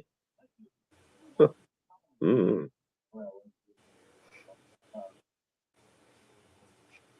But yeah, it couldn't have been this summer that they, said, hey, we have a deadline for making this contract work and all that. No, they wait until 5 weeks in the college football season to go ahead and wipe out ESPN.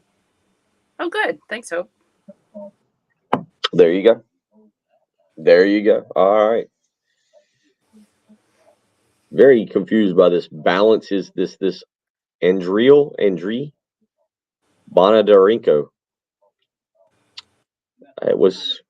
It's pretty phenomenal.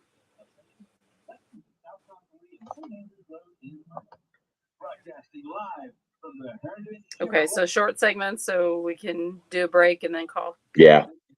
Which, yes, I had it all timed out perfectly when I initially went to try to go to break. And my water deficit screwed it all up.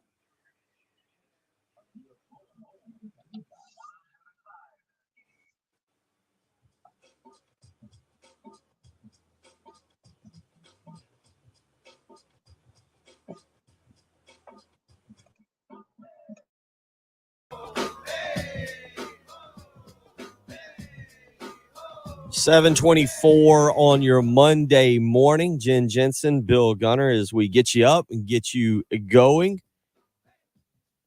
Been an interesting weekend as you dealt with the remnants of Hurricane Ian on Friday, and then actually turned out to be kind of a nice afternoon, nice day on Saturday and Sunday. You could get outside, and actually not bad weather up at Clemson at Memorial Stadium. The Tigers were able to host college game day there and be able to enjoy the festivities that go along with that. It was a pretty entertaining day of college. Well, I thought I was, again, I said going into the weekend, it was the best weekend to date of the college football season. This coming weekend, you got a couple pretty good ones there early on. Tennessee is at LSU in the noon slot. TCU and Kansas on FS1. Get fired up for that.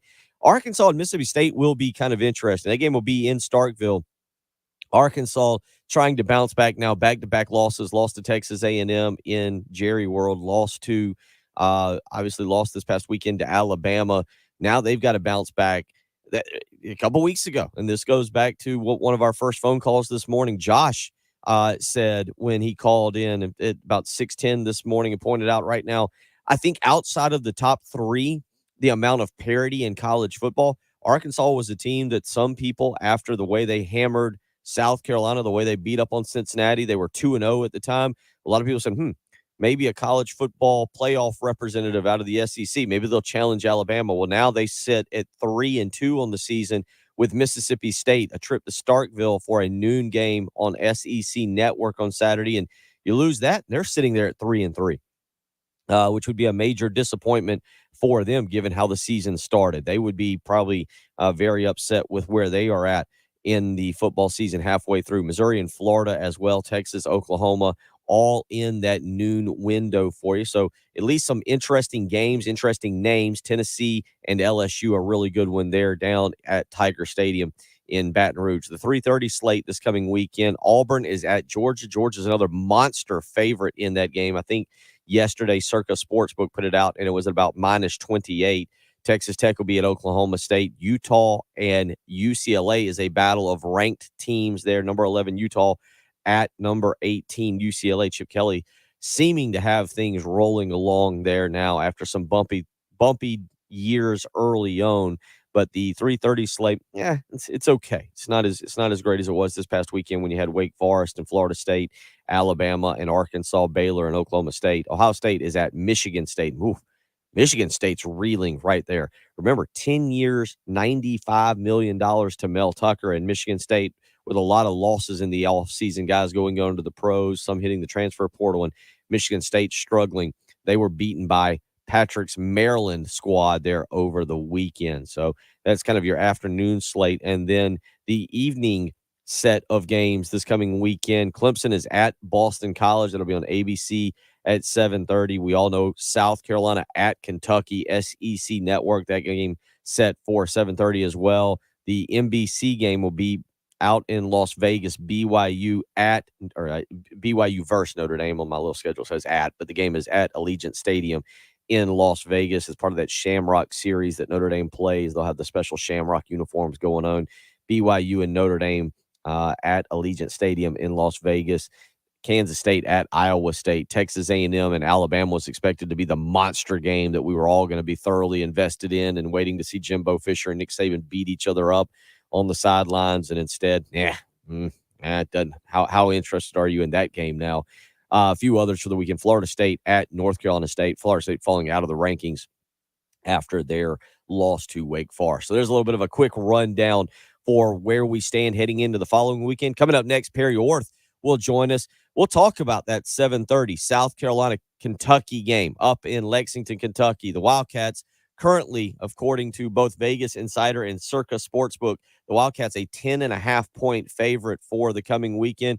We'll get Perry Orth's thoughts on Spencer Rattler, the quarterback, and also South Carolina's offense as a whole. Well, you're listening to the early game on 107.5 The Game. It's our 15th anniversary, and without you, Columbia, This might be a polka station by now.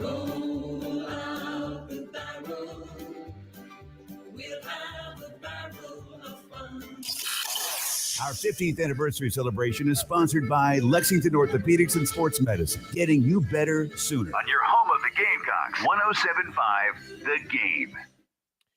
Keeping a clean home, that's always important, especially this past weekend. People were able to come up, enjoy the home, visit, eat some food. The kids, though, they tracked mud and dirt in when they've been out running through the fields, playing football, playing soccer, doing whatever it is kids do. And so now, once again, I'm calling Zero Res today. Take advantage of their fall sale. You can do the exact same thing, 803-262-4020. Right now, if you mention me, Bill Gunner, at 107.5 The Game, you'll get 3 rooms of carpet cleaned for only $119. You just need to give them a phone call, 803-262-4020, or you can schedule with ease online, ZeroResColumbia.com. Their patented ZR water technology, scientifically proven to get your carpet, your rugs, your tile, your upholstery, all insanely clean and keep it cleaner longer. And you can take advantage of this right now. The fall sale going on. Get 3 rooms of carpet clean for only $119. You just need to mention me, Bill Gunner, at 107.5 The Game. Again, you can schedule with ease online, ZeroResColumbia.com, and maybe you want a little air duct cleaning as well. Zero Res Air Duct Cleaning can help provide clean, healthy air quality for your family, and it's the only company I trust to get my home insanely clean. Right now, same thing. Use my name, Bill Gunner, at 107.5 The Game, and you'll get $30 off your next air duct cleaning. Use the promo code AIR, AIR30, when scheduling online at ZeroResColumbia.com. So whether it's your carpets, your rugs, your tile, your upholstery, or your air ducts, use Zero Res. Again, spell it backwards or forwards. Zero Res is the right way to clean. 107.5 The Game traffic from the Shepherd's Glass Traffic Center. Shepherd's Glass, a true reflection of quality. ShepherdsGlass.com. Coonstor Road at Highway 21, a report of an accident there. Also, Highway 601 near I-20. Traffic lights currently malfunctioning Cannon Trail Road at Platte Springs Road. And your forecast, going to be fairly mild. 70 today with mixed clouds and sun. More sunshine tomorrow, 72 for the high, 76 on Wednesday. But our overnights are going to be a little bit cooler. Overnight low tonight, 48, 47 for the overnight low on tomorrow night. Right now, 60, 107.5 The Game. Hi, my husband and I own a small business in Columbia, and we ended up needing some help with some tax problems that we had and needed to get resolved. We initially owed about $300,000. The game had gotten to be such a blowout. I actually kind of stopped watching and was more into that Florida State Wake Forest game, and then had an eye on Oklahoma State Baylor, and was not as into the Alabama Arkansas game. And then I think Arkansas kind of came back and made it a little bit closer, but I mean, Jahmyr Gibbs, basically anytime they needed to score, just give it to Gibbs. He had the 200 yards rushing. What did the backup end up with? Let's see here. Yeah, he had 6 for 90. Milroe had 6 for 91.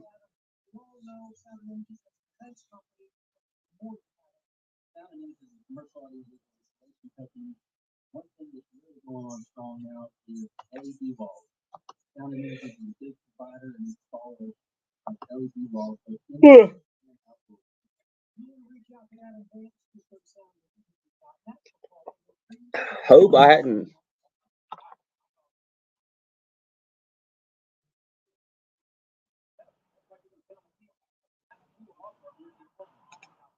Now you got me looking to see what we had made a big jump to start the year.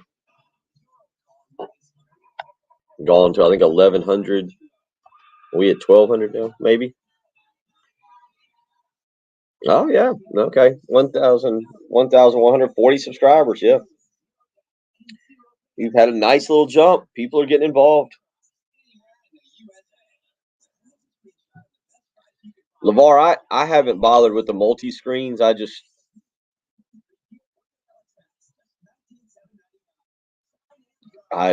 hadn't bothered with the multi screen deal just yet. I mean, I think it's going to be South Carolina, but this would be a bad recruiting loss for South Carolina if it's Tennessee. Let's just say that it would be very bad, but we'll see. We will see. That would be a bad recruiting loss, though.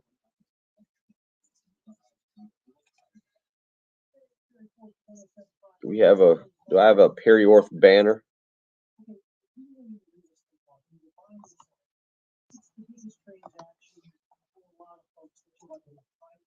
Yeah, I haven't even tried to do it, to use the multi-screen.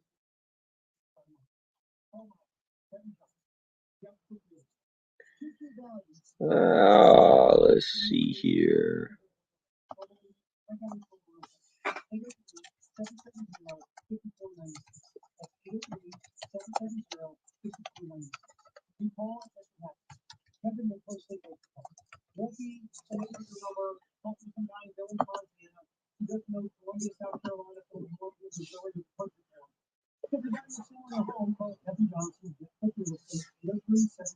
Well, Craig, I mean, you say that, but Juice Wells was the leading receiver in the SEC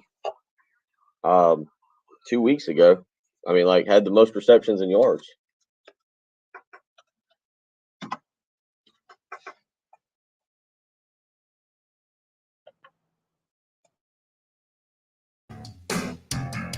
$7:35 on your Monday morning commute. Bill Gunner, Jen Jensen, as we get you up and get you going here and get you ready for another work week where it'll lead us into some more college football. And one of the big games for this coming weekend will be seeing if South Carolina can go on the road. Can Shane Beamer go on the road and get his first SEC victory on the road? And joined now by former Gamecock quarterback Perry Orth, who understands all about going on the road because, your first start, I believe your first career start came in a less than hostile environment. There was only about 37 Georgia fans ready to welcome you into Sanford Stadium. Is that right? That was your first start ever, right?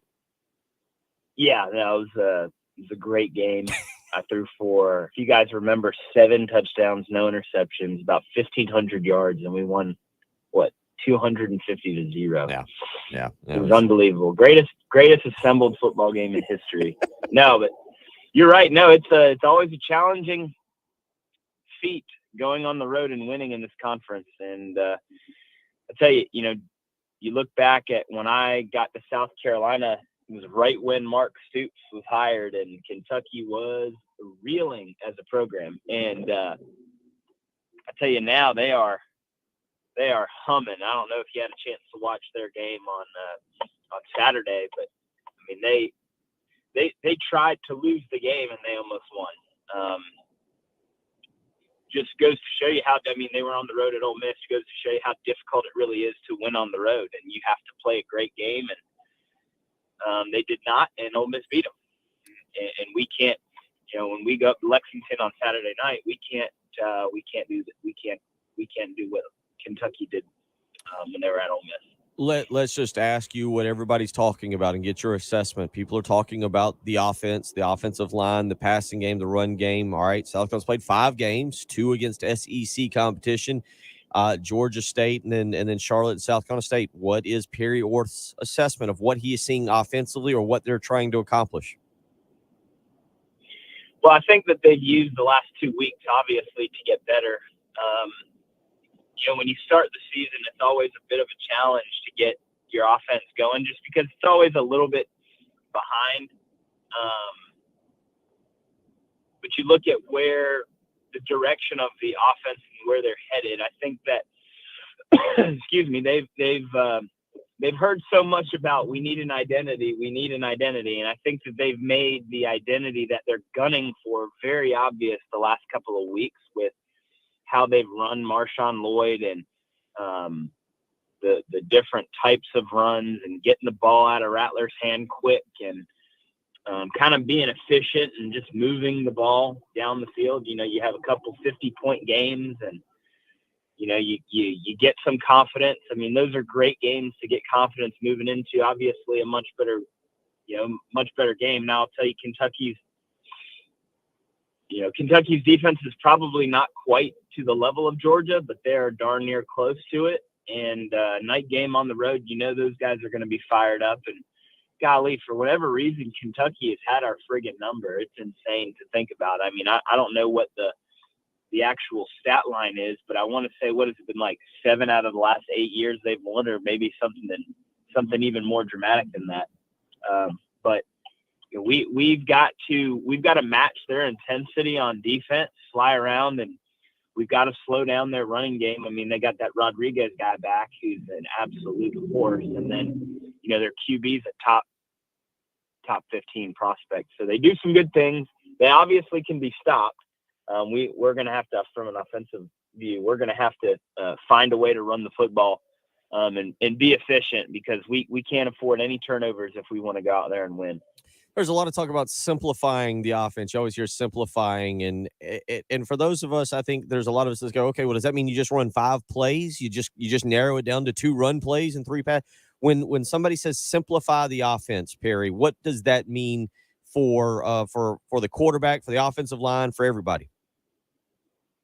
I mean, it's kind of funny. It literally means what it means. Like maybe not even just 2 run plays and 3 pass plays, but it means like even the terms that you use, like the length of your plays, like you don't want to have 19 different names. Like if you've ever listened to like a John Gruden mic'd up of him calling plays, he has like 15 words in one play sequence, and that's just too much. How can you simplify it to where the kids don't have to think, they can just play and react?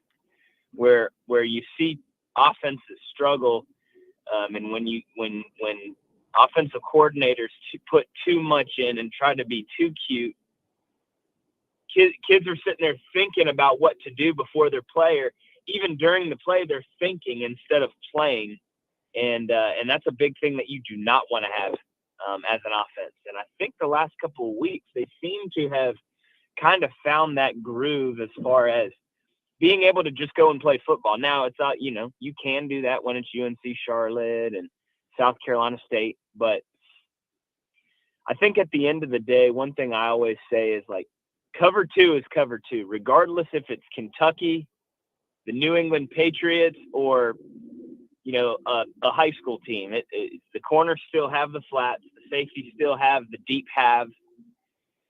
We've got to call plays, and we've got to have our kids execute plays that beat those coverages or that front or whatever that is. And, ultimately, now as a coach, it still is a player's game, and the kids have to take it upon themselves to watch the film, properly prepare themselves so that they can execute the game plan call.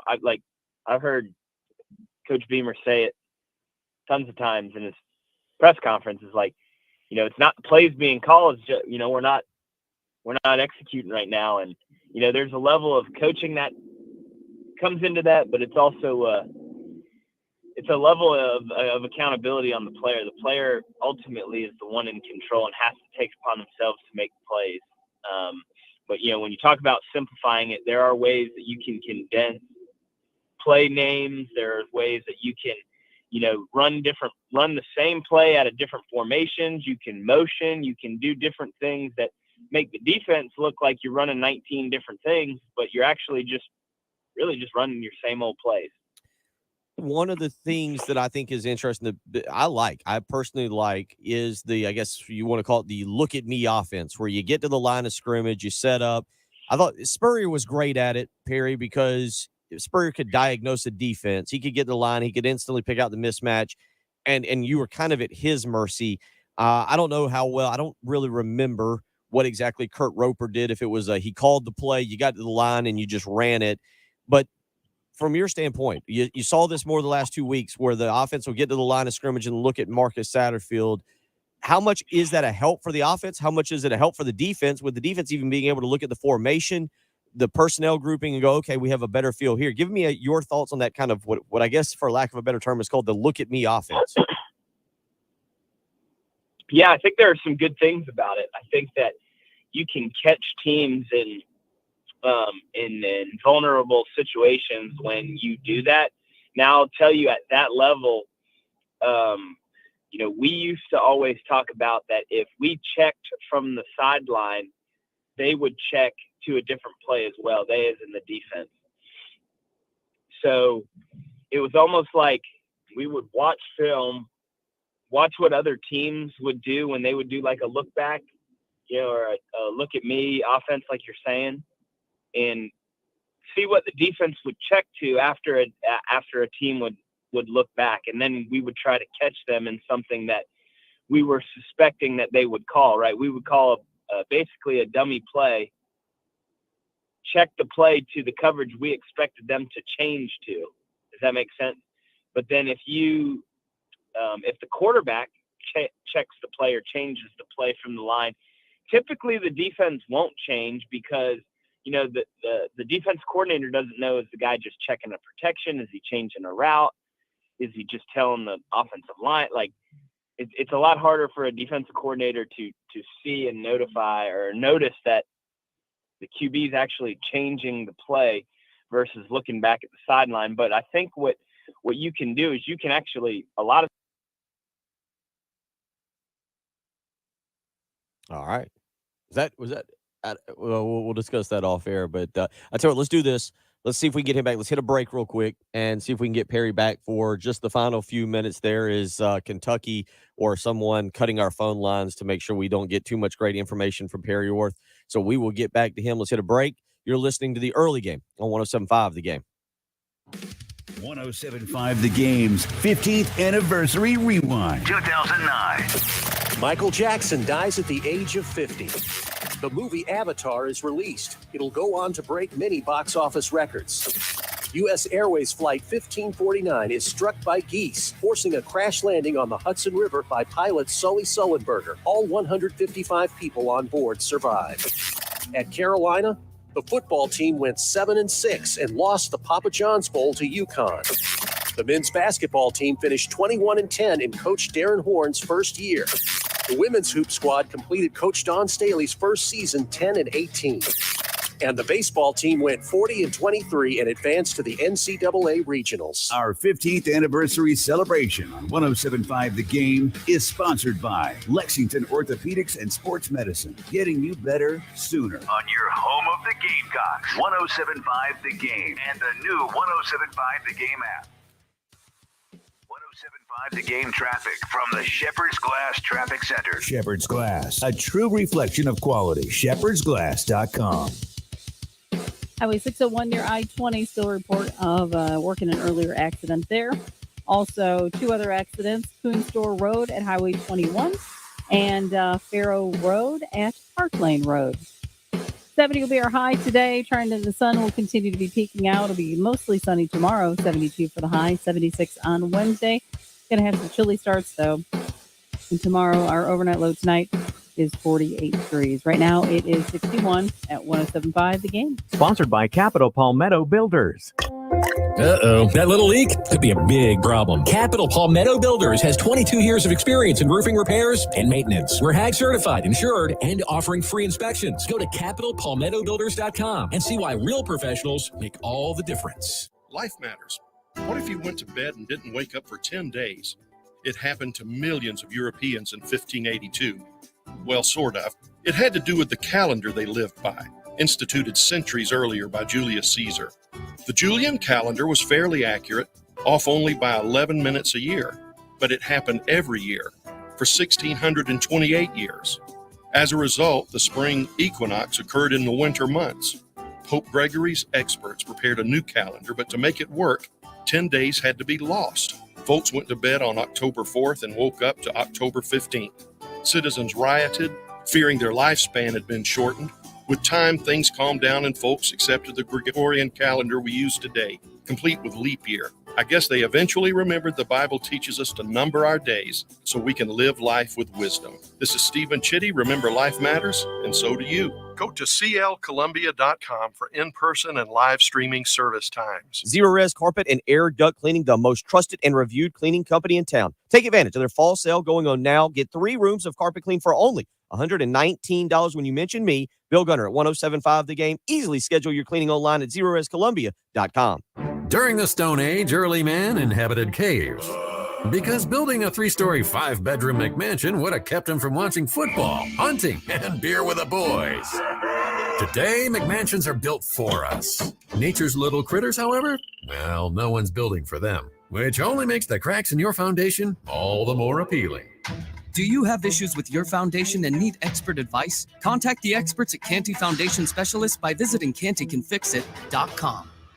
Swept by warm trade winds and soothed by the sound of the surf, Fripp Island Golf and Beach Resort remains an escape for guests of all ages. Fripp Island Resort is home to 2 breathtaking golf courses, a full-service marina, professional racket club, outdoor pool complexes, outstanding restaurants, and more. Enjoy over 3 miles of unspoiled, uncrowded beach when you discover the simple seaside serenity of Fripp Island Golf and Beach Resort. Book your vacation rental today at FrippIslandResort.com. If you're dealing with injuries or pain, count on the experts at Lexington Orthopedics and Sports Medicine to get you moving again.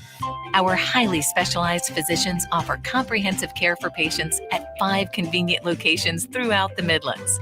Whether you're an athlete looking to return to your sport after injury or someone who needs help for knee, hip, elbow, shoulder, or foot pain, we're here for you.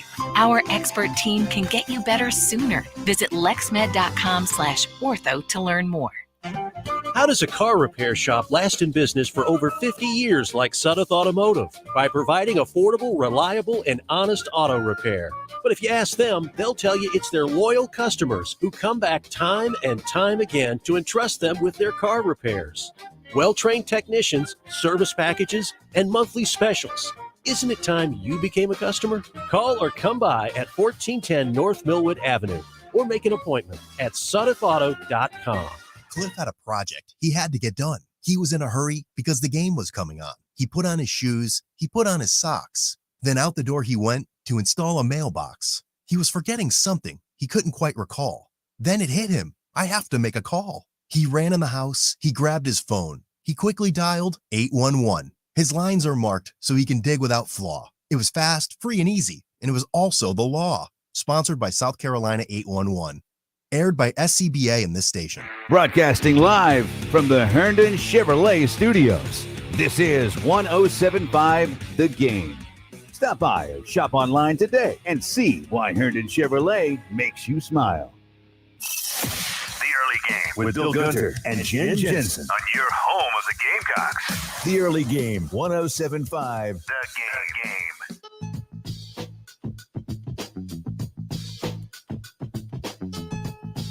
Wrapping up hour number 2, we go back out to the phone lines. Perry Orth, who we lost there, but we get back for just about 4 or 5 minutes here, and we were talking a little bit about the look at me type offense. I guess that's the best way to describe it. But Perry, let's kind of take that and what you've seen the last 2 weeks, and maybe some of the small adjustments. what have you also seen in terms of, through 5 games, development of Spencer Rattler and how he seems to be developing with the offense or becoming more comfortable with what they want to do? What do you see specifically from him with his development through 5 games? Yeah, I think that he's obviously getting better. He's getting more comfortable. It's a shame that his stats don't reflect it as far as touchdowns to interceptions, but completion percentage it does. I know the interceptions are the 2 the other night were clearly not his fault, and heck, probably half of them haven't been his fault. But he's progressing. I mean, it goes without saying he's ultra talented.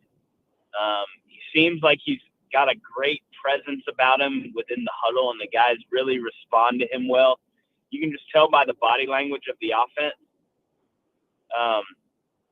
I think the next steps for him would be, let's see what we can do on the road. The last road game in the SEC, he threw it for a bunch of yards. We just couldn't run it and kind of ran out of time, had a late turnover, and kind of put us behind the 8 ball. But I still like watching him throw the ball down the field. I think that's what he does best. I think you can tell he's comfortable doing it, and we've obviously, it goes without saying, we've got to sustain some type of a run game because it can't be one-dimensional, because that just kills any quarterback. He really has. He's improved, or at least visually he's improved week to week, and I expect that to continue as he develops within the offense and understands exactly what Coach Satterfield is wanting to accomplish each and every play. And now his play and his elevation of play will elevate the performance of the other guys around him. So I hope to offensively we can take the next step forward when playing, conference competition.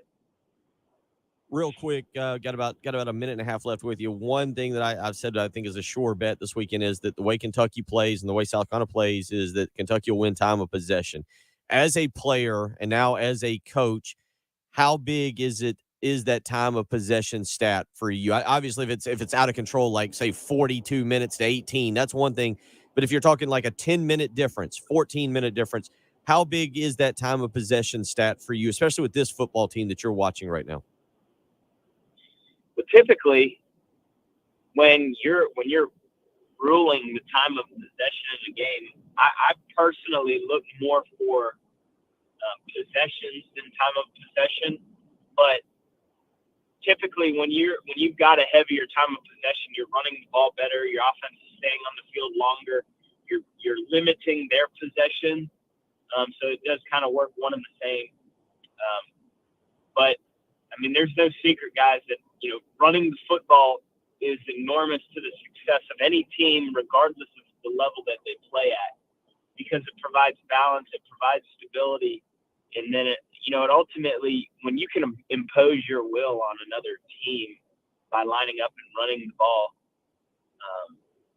it really cripples the defense. And so, we've got to find a way to try to win that time of possession, to win the turnover margin, to win the straight up possession battle. You want to give yourself as many times to score as you can, and if you do that, you're going to help yourself, win a ball game. Perry, we appreciate your insight each and every time you come on. I know you got a lot going on. We look forward to definitely catching up with you later on this month as we move through the season. Hard to believe that after this weekend, at least for South Carolina, we'll be halfway through the slate. Feels like we just started. I know, it's wild, man. Well, appreciate having me on as always. All right, take care. Perry Orth joining us as he does from time to time. Always appreciate Perry being a part of the program. Need to catch up with him later on, talk about QB1 athletics as well. Get updates on that. So much to do, so much to talk about as we roll through. Our number 3 is on the way. If you want to weigh in, 803-404-6100. That's how you can join us in hour 3. We'll get back into some college football discussion and NFL from yesterday. Oh, those Panthers. Well, that wasn't attractive. We'll talk about that. You're listening to The Early Game on 107.5 The Game.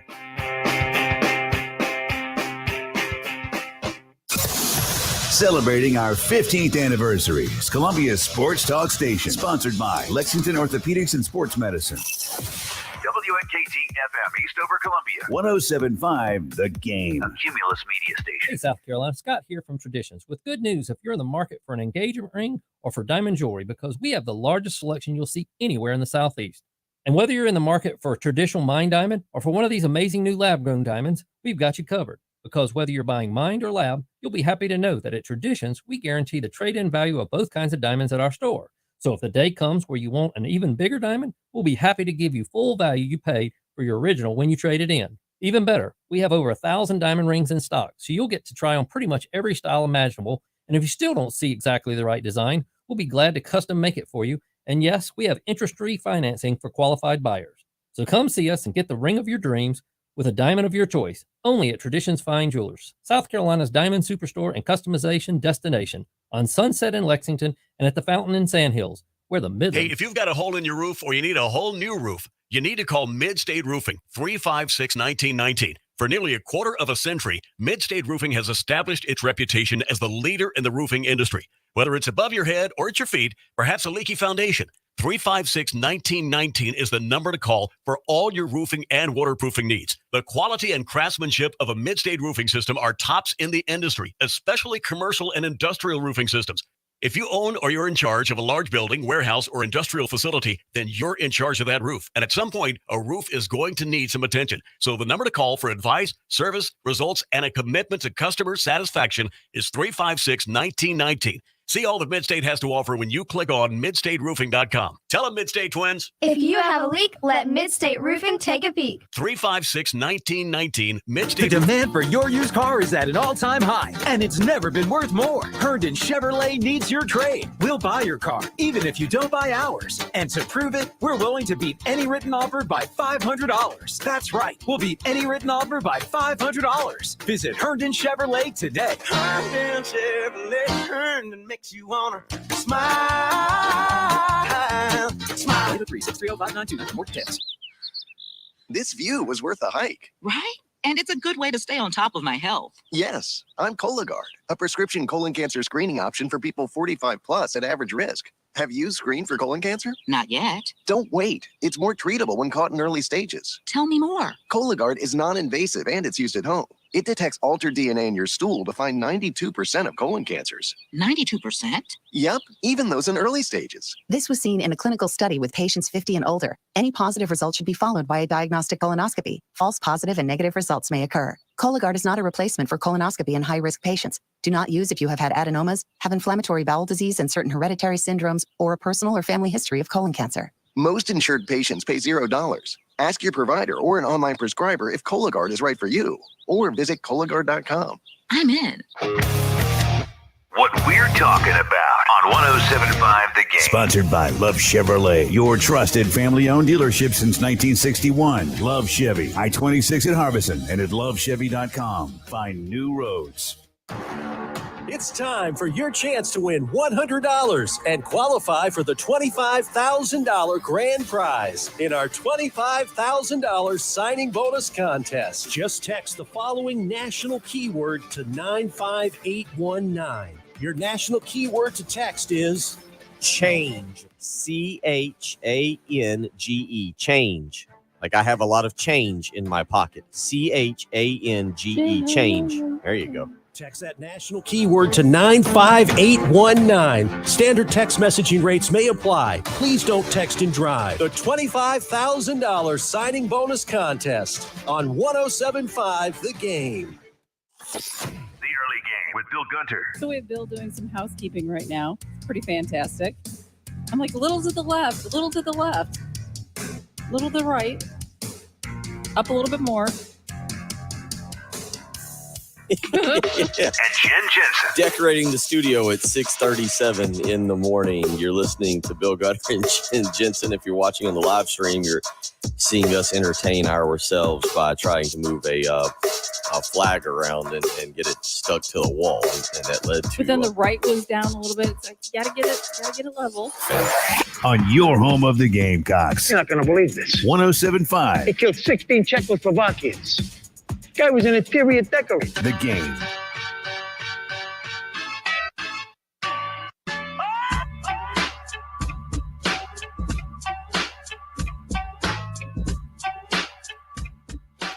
Final hour of the Monday morning edition of the early game. Bill Gunner, Jen Jensen. Big thank you to Perry Orth for joining us there in the previous segment to talk about the South Carolina offense. That'll be the big thing that we'll talk about this coming week as South Carolina and Kentucky gear up. You can hear Shane Beamer right here on 107.5 The Game tomorrow at 1:30 for his weekly press conference. He'll speak again on Wednesday at the SEC weekly teleconference, and then Carolina calls on Thursday night. So we will have the countdown to this weekend's ball game. Also this week, the Braves will wrap up the regular season. And what a weekend in Atlanta for the Atlanta Braves. Last night, 5-3 victory. Here is how it sounded via the Atlanta Braves radio network. Pitch on the way.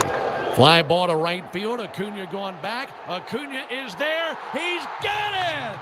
And the Braves have swept the Mets and dealt them a devastating defeat. You come at the Kings, you better not miss. They came into Atlanta, Georgia, and the Braves took them down 3 times. And the magic number's down to a 1 for this ball club that now has 100 wins on the year. Jeff McNeil hit that ball on the button. Acuna caught it on the warning track. McNeil got to first, took his helmet off, and stared out there in disbelief. There's about 27 other guys in that Mets dugout standing there in disbelief, too. They can't believe what just happened to them. What a weekend here in Atlanta. Final score, Braves 5, Mets 3. Braves will travel to Miami to take on the Marlins, a 3-game set starting today. The Mets head back to New York to host the Nationals. The magic number down to 1 for the Braves, and all it takes is a Braves win and a Mets loss, and wouldn't you know it, Braves would have their 5th straight division title, and that's after trailing the Mets by 10.5 games on June the 1st. What a run it has been for Atlanta, and they really seal the deal, sweeping the Mets over the weekend. Absolutely fantastic. The Braves have won 5 of the last 6 games in the series against the Mets. They've outscored New York 42-19 over the stretch. Absolutely wild comeback by the Braves since June the 1st, and it is something that Braves fans out there, I know you're celebrating this morning. You're probably putting on all your Braves gear, and you're ready to head to the office and maybe ready to join Jay Phillips in some kind of celebration mode at noon today when Jay comes on. But certainly a lot of things to be excited about. Now, the Major League Baseball has got the new postseason format. The winner of the National League East, right now said to be the Braves, if they can get it done, will get a first-round bye into the divisional round as the 2nd seed. The National League East runner-up will get the 4th seed, that'd be the Mets, and play in a 3-game wild card series with the winner of that series moving on to the divisional round. So a little bit new setup there for Major League Baseball's playoffs. Atlanta, again, right now on the verge of a 5th straight division title. Obviously, last year's World Series champions as well. It's been a lot of fun to watch this run. And I'm not a huge Major League Baseball guy outside of opening day. I always find opening day to be a lot of fun. And then when we get to Major League Baseball playoffs, I really do start to get into it, and seeing the Braves now being a big part of the postseason is going to be a lot of fun. Again, also from over the weekend, I've loved this. The people on Twitter, so many different things are being said about the Aaron Judge chase. Jen, people on Twitter have been really funny about this. Heath Klein with a couple really funny tweets about ESPN cutting to every Oh my gosh. Aaron at Judge bat for the race for, was it 62, I believe, which again, all it is a Yankees record. Yeah. It's not, it's a Yankee. That's all it is he's chasing. And I liked Heath. I was going back and trying to read verbatim what exactly he said that I kind of just started laughing about on Saturday. And it was something let's see if I can go back and find it. Here it is. In a perfect world, the Yes Network would shrink their game down to half screen now to show TCU going for 62. I'm sure the Yankees fans wouldn't mind. It it has been maddening where they go to, the two screens. You're watching a game and then all of a sudden it gets dropped to the two screens. Okay, we're watching. Oh man, ball one. No. I mean, okay, it's great, but are we not going to see it 150,000 times when he finally gets that 60-second? Like, It would be, I guess, and I don't know if anybody cares. It would be the American, Brian pointing out American League record for, is it Brian on our live stream says 62 is the American League record held by Maris. I thought it was Right. 61. Am I wrong on that? He has to reach 62. I thought, Brian said, okay, He's I was stuck going to at say, 61. I was about to say that 62 would be the American League record, but Yep. again, And you can't, I heard a couple people commenting that, Mark McGuire hit 70. Well, okay, you don't count that, Well, that's a whole nother. Let's not go down. There's too much college football to go down that whole little thing. But so it would be the American League record, but still the amount of attention and I think just reading Twitter, it's been very entertaining and very funny to see people's reactions. So that was some baseball news from over the weekend. Should be kind of interesting. College football last night, if you missed it, there was some major college football news last night. Wisconsin fires head football coach Paul Chryst last night, and Paul Chryst has been a very good football coach for the Badgers. 67 and 26 overall in his time there. The athletic director making the decision, Chris McIntosh, holding a news conference last night, and basically his decision. This is the quote from Chris McIntosh, the athletic director, says, "It is a big decision and it has implications that are not lost on me. Really, really thankful to have been able to work side by side with Coach Chryst through some incredibly exhilarating, positive moments and some tough ones. But it is my role to have the position of our program always on my mind. We just reached a point where today I felt was the right time to make that decision. It's not one I take lightly. It's an incredibly tough day for all of us, but I'm incredibly optimistic that today is the first day of the future of this program." Again, Paul Chryst was 67 and 26 in 7 seasons at Wisconsin. That was his alma mater. He had won 10 games or more in 4 of his first 5 seasons. The program did go 4-3 in 2020. And again, last year had a little bit of a slow start, but finished 9-4. So it's kind of crazy as to where things stand there with what Wisconsin has chosen to do. Jim Leonard will be the interim head football coach. And a lot of things I read last night, a lot of people believe one of the reasons that this decision was made was basically to give him a tryout. Hey, come in. We'll see what you can do. McIntosh did say the fit Jim brings to the program, his competitiveness, his work ethic, those are all gimmies. His ability to lead and his ability to reach. We were fortunate to have Jimmy on the staff, that we're in a position where we can entrust his level of responsibility and leadership. So kind of crazy to see what happens here. And I don't know, is this the new era? Colorado also making a move yesterday, but at least that would made sense. Colorado's been awful under Carl Durrell, which was an awful hire to begin with. But we'll have to wait and see what direction some of these college football programs go, because now with the early signing period, I think that's what you're trying to get out ahead of. Wisconsin is not jumping into any kind of Urban Meyer sweepstakes. I mean, you make a move this early. When you talk about Arizona State, again, makes sense. That program has just come completely unglued and has an NCAA investigation.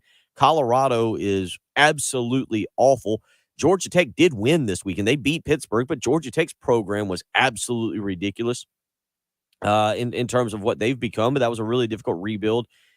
But, for Wisconsin to not even give their head coach an opportunity to kind of climb out of this, I think that's kind of crazy. And right now, according to Paul Chryst contract at Wisconsin, they will owe him $16.4 million for being fired without cause. Although, again, in the press conference yesterday, Chris McIntosh, the athletic director, said the buyout will be significantly less than the number we have reported, and that specifics will be revealed soon. I guess there was some kind of negotiation. Look, if they're going to fire you for this, Paul Chris should have taken the Ed Orgeron line and said, no, you're going to give me all my, well, Orgeron didn't beg for his money. They told him they were going to pay him, but that's kind of crazy that's the buyout. That was the buyout, $16.4 million. And Wisconsin has no problem paying it or negotiating something different. The next guy who could be in line for a massive payday for getting fired is Jimbo Fisher. We'll talk about that as we'll look back at the weekend that was. You're listening to Bill Gunner, Jen Jensen. It's the early game on 107.5 The Game. Our 15th anniversary celebration on 107.5 The Game is sponsored by Lexington Orthopedics and Sports Medicine, getting you better sooner. On your home of the Gamecocks, 107.5 The Game.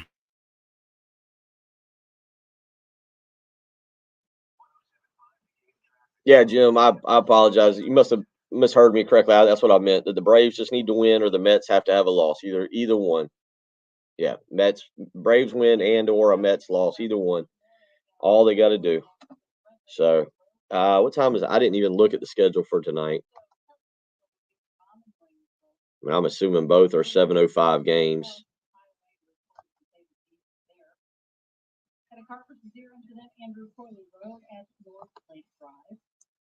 North Springs Road at North Sport an accident.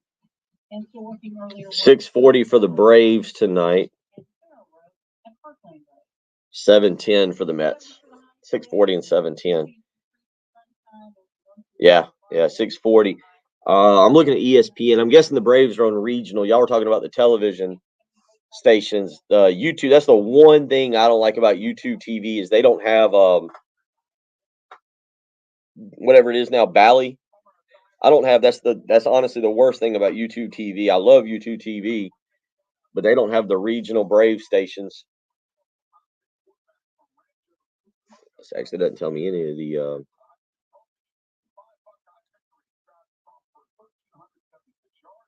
television stations. Is that right? Nothing has. Football season is underway, so now is the perfect time to download FanDuel, America's #1 sportsbook. I think doesn't Spectrum has Bally, I think, doesn't it? I don't. Is that it? Does but I wouldn't mind watching that. I don't know.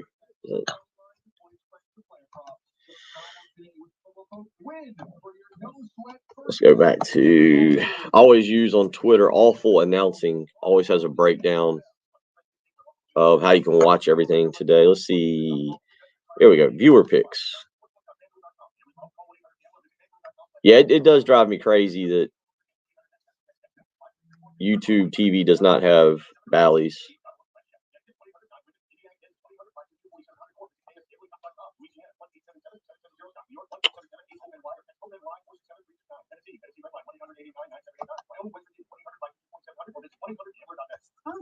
And Awful Announcing has not updated their page yet.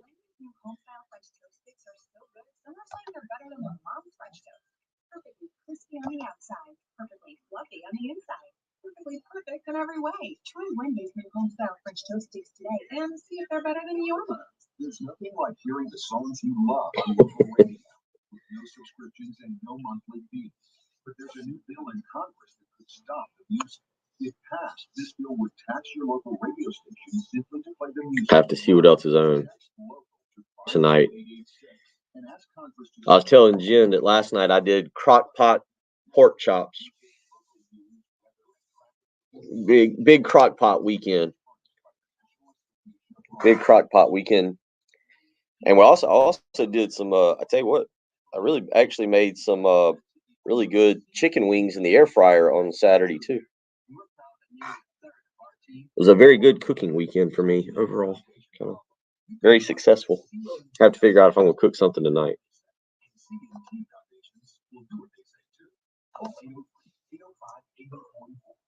CNT Foundations, your foundation experts. Hey, if you've got a hole in your roof or you need a whole new roof, you need to call Mid-State Roofing, 356-1919. For nearly a quarter of a century, Mid-State Roofing has established its reputation as the leader in the roofing industry. Whether it's above your head or at your feet, perhaps a leaky foundation, Phoenix 1919 is the number to call for all your roofing and waterproofing needs. The quality and craftsmanship of a mid-state roofing system are tops in the industry, especially. Let's take that off. If you own or you're in charge of a large building, warehouse, or industrial facility, then I do have a honey bourbon though that I think you might want to try. A friend of mine actually makes it. Oh, homemade honey bourbon. Well, commercially. I mean, she has a business, and so you can buy it in stores and stuff. But it's actually really good if you put it over salmon and put that like in the like in an air fryer. Not too shabby. So it might be something you would definitely get into. Wait, what? Say that again. See, I got his attention. Bourbon. Put it over salmon in the air fryer. No, Correct. okay. Yeah. Yep.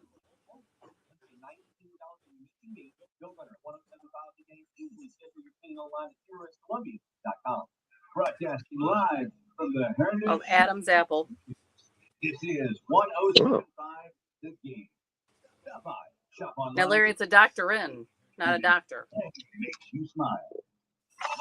I'm on both of these things. I got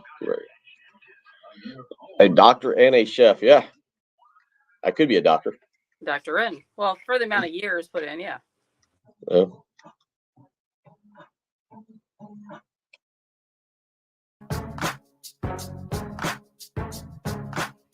$8:18 on your Monday morning. Bill Gunner, Jen Jensen, as we are breaking down on the live stream. You can always go to our live stream, go to youtube.com, search 1075 at the game, click subscribe, join, be a part. Larry, Jim, Hope, plenty of people on there, and we're debating the pros and cons of the different television streaming services, I guess you would say, different streaming ways to watch the Braves and some other things like that. And then but then we started talking cooking as well. So you can go to our live stream. You can go to Facebook also as well, and go to the 1075 The Game page where you can check out the live stream. You can also go to youtube.com, again, where we beg of you to go and subscribe, be a part of it there. 803-404-6100, South Carolina set to take on Kentucky, 7:30 Saturday night, Lexington, Kentucky. Right now, I've seen a couple people put out many different lines. Vegas Insider and Circa Sportsbook has the line set at Kentucky minus 10.5 is where that is. Let's get out to the Love Chevy phone lines. James is up this morning. James wants to weigh in. James, how you doing? What's on your mind? Yes, sir. How you doing this morning? Doing good. Hey, I normally, first time when I come through, I drive a truck, or a lot of people know me, James, truck driver. So I want to chime in. I want to ask the question, how come they don't play Luke Doty? I mean, Doty to me is a good quarterback, and I think there's a good chemistry between Doty and the team. I like Rattler, but I just don't think sometimes we're using the best quarterback. I may be the only one, think that way, but I think they need to put Doty and give Doty a shot. He's a very good quarterback. I don't know how y'all feel about that, about using Luke Doty, instead of Rattler sometimes. Yeah, appreciate the phone call, James. I think with as it pertains to Luke Doty, one issue that South Carolina has had, and I don't have my sheet in front of me that breaks this down, is that they don't give time for quarterbacks to develop. And at least so far when Luke Doty's coming out, he threw that interception Charlotte, I think. Was it the Charlotte game? Was it South Carolina State? He threw an interception recently that was pretty ugly. Understandable. Spencer Rattler's thrown a couple of them too, so I'm not singling out Luke Doty. But if you go back over the last several years, and my pen is just out of reach over me, and I have to write it down, South Carolina, I think, has done, and it's not just Shane Beamer, it Will Muschamp era as well. But if you go back, South Carolina's done an awful job of allowing young quarterbacks to develop instead throwing them to the Wolves. I mean, you can go all the way back to Lorenzo Nunez, who was a true freshman who got put out during the Steve Spurrier era. Brandon McElwain, as a true freshman, had to make a start in 2016. Jake Bentley, as a true freshman, had to make a start in 2016. Ryan Helinski was another guy who didn't get a chance to develop there. That's four off the top of my head that have had to start. Luke Doty actually started during the COVID year, his true freshman year. So that's five true freshmen since 2015 that have had to come in and start. And if you're Trevor Lawrence, if you're Deshaun Watson, if you're a legitimate like generational talent, yes, you can come in and start early on. I think Luke Doty's really good. I think maybe things would have been different for other quarterbacks if they'd have been given time to just stand on the sideline and learn. And I think that's the best thing for Luke Doty this year is to play behind Spencer Rattler. I don't know if he's necessarily better than Spencer Rattler, but Luke Doty's another guy that so far has honestly had a very difficult career in terms of being allowed to develop. And he comes in and rolls early in 2020. We go through COVID. He only gets 3 or 4. I think they got 3 or 4 spring practices in. Then you got the really weird preseason in 2020 with Muschamp and with Bobo. And not only that, but you had Helinski and you had Colin Hill, and we know how all that went. So they end up putting Luke Doty at wide receiver. Will Muschamp's like, well, we got to get him on the field somewhere. He's too great of an athlete. So they move him to wide receiver, and they bounce him around for about a month and a half, 2 months, and about mid-October, they finally really move him back to quarterback, and then South Carolina gets bludgeoned by Ole Miss out in Oxford, and Luke Doty finally gets the starting job there with Mike Bobo. But then Luke Doty, he only plays, what was it? I'm trying to think. I think it was 3 games. He came the second half of the Missouri game, played Georgia, and then played Kentucky. So he finally gets to play as a true freshman. Then you have a coaching change, and in comes Marcus Satterfield. And so finally, Luke Doty gets the first full spring practice there with Marcus Satterfield. He's healthy, gets to practice, gets the 15 practices, goes into the fall, gets hurt.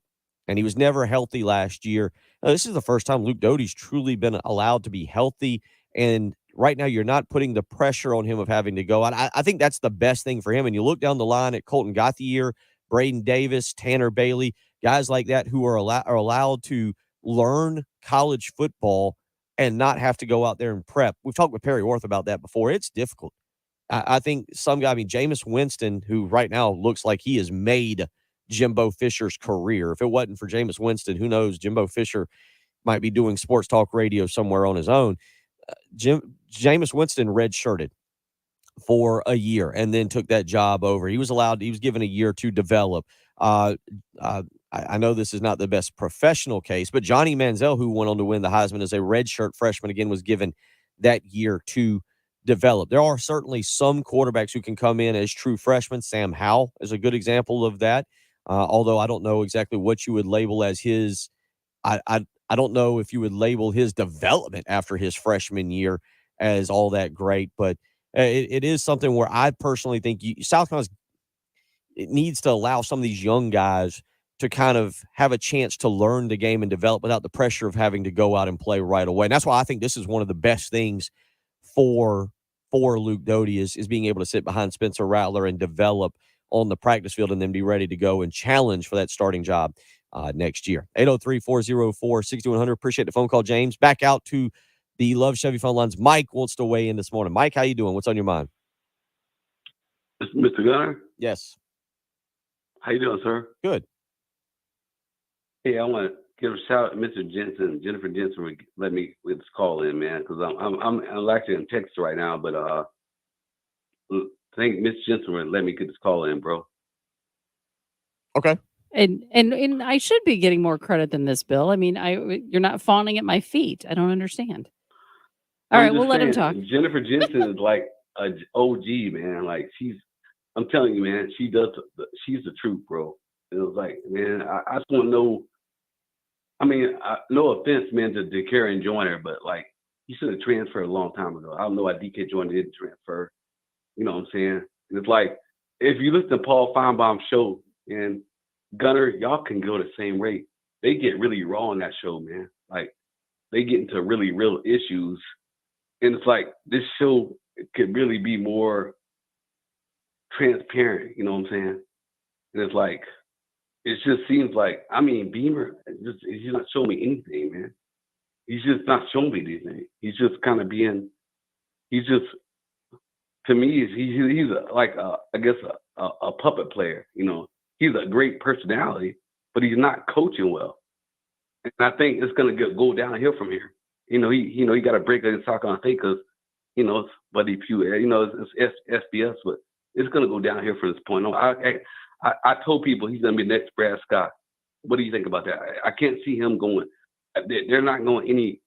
It's going to go downhill from this point, man. I just want to ask you, Mr. Gunner, what do you think? Yeah, I appreciate the phone call, Mike. I mean, I think that this is not what people want to hear, okay, what I'm about to say. But South Carolina, Shane Beamer is learning on the job. Now, whether you want to realize that and understand that and say, okay, or whether, and look at it, and both sides are fair, or whether you want to be that person who says, no, this is not a job for any coach to be learning at. You don't bring a coach in, you don't bring a first timer, although, Kirby Smart's the same way. Kirby Smart had to learn on the job at Georgia for the first few years and get some things right and mess some things up. I think, that's what Shane Beamer's going through. And I'm not going to sit here and say that at the end of this year, when we get to December, that Shane doesn't have to assess the program through whatever amount of games it is, whether it's 26 or 25 or whatever happens over the next 7, and make the proper changes. That doesn't always mean that it's just a first-time coach. Steve Spurrier had to do the same thing. Steve Spurrier made some mistakes early on in his career with offensive line coaches, with defensive coordinators, with running back coaches, and I think Shane Beamer's going to have to do the same things. You can clean it up quickly, right? You can clean it up. Shane Beamer can look at the end of the year and assess the program and understand where there are successes and where there are failures. And that's what he's going to have to do. And that's going to be what defines him. You kind of mentioned Brad Scott. Brad Scott stuck with a defensive coordinator and Wally Burnham that ended up probably burning him long term. Defense continued to get worse. Shane is going to have to, you go to Will Muschamp. And did Will Muschamp did bringing Kurt Roper back right off of the bat at South Carolina, was that a mistake that he did not learn from? I don't think people necessarily want to hear that, Shane's learning on the job, but he's going to have to assess the program at the end of the year when you've got, maybe some people say, well, hey, Gunner, he's had 18 games. He should be able to assess it and make a change if he wants to make a change right now. But I think what you end up getting is a guy who is going to have to make some key decisions on the development of this program at the end of the year. And I don't know if making changes midstream here, when I think that it's possible South Carolina could go up and beat Kentucky. I'm not buying what Missouri did this past weekend. Missouri looked really bad against Auburn 2 weeks ago, and obviously played much better this past week. So, okay, who exactly is Missouri? Is Missouri just because it was a night game and they got fired up for Georgia there at home? Did that all of a sudden turn things around? Are they going to be really bad when they come to Columbia, South Carolina? We continue to learn about Florida. Florida had their way yesterday with Eastern Washington, but Florida's a team that we're continuing to learn about. Texas A&M, can explain to me what Texas A&M is right now at this point in time. I don't think it's as doom and gloom as some say, but I do, to your point, think there's got to be a learning. There is a learning process, and there are going to have to be changes made to continue to elevate South Carolina over the next several years. Appreciate the phone call, Mike. Let's stay on the phone lines and get one more in here, Jen. Let's go to Art on here on the Love Chevy phone lines. Art, how you doing this morning? What's on your mind? Hey, what's going on, brother? I was just sitting here thinking about, I'm following the Gamecocks for a long time, and you ever heard the saying, nice guys finish last? Okay, follow me for a second. It seemed like Mr. Joe Morrison, he was a nice guy, but he was kind of mean, kind of strict. He died. Then we hired Sparky Woods, nice guy. Then after him, Brad Scott, nice guy. Then we come back with, Lou Holtz, I believe. Lou's kind of crazy, but he's a nice guy. He did what he can do. Then the only butthole that we had was Steve Spurrier, and we won with Steve. Then after Steve leave, we go back to hiring a nice guy, what's his name, Muschamp. Then we should have had my man from Georgia State, I believe. I thought he would have did a good job, but we went on and Shane Beamer, he's a nice guy. So I think it's time for us to, we need a lunatic around here. You know what I mean? Okay. Peace out. What you think about that? Well, I don't know. Sean Elliott's a really nice guy too. Super nice guy. And look, I think South Carolina is a unique program. I really thought before we got to really watch up close and personal, Muschamp run the program, watching from afar when he was at Florida, the Muschamp mindset of run the football and play defense would fit in well here. And obviously, for whatever reason, however he ran a football program or whatever the for whatever reason, obviously it didn't work. Will Muschamp seems like a very well-liked guy. I'm not sure if Muschamp, a nice guy. I think everybody wants to play for a coach who has their players back, who defends their players to the media. Steve Spurrier was an interesting guy. He was an interesting guy. The times I interacted with him and dealt with him, but a lot of his players liked him. Well, that's a nice guy. Maybe he wasn't afraid to call him out in the media. I don't know. That's a totally different way to look at it. But I think it depends on how you hold your players accountable away from the media, in the film room, on the practice field, things of that nature. We'll get to more of these phone calls. Obviously, a lot of y'all weighing in as well on the Love Chevy text line as well. We'll get to those. You're listening to Bill Gunner and Jen Jensen. It's the early game on 107.5 The Game. It's our 15th anniversary, and without you, Columbia, This might be a polka station by now.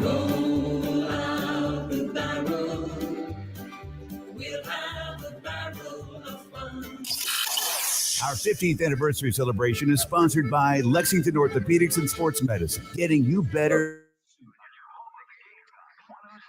A wild run of fun phone calls. That was hey, all right.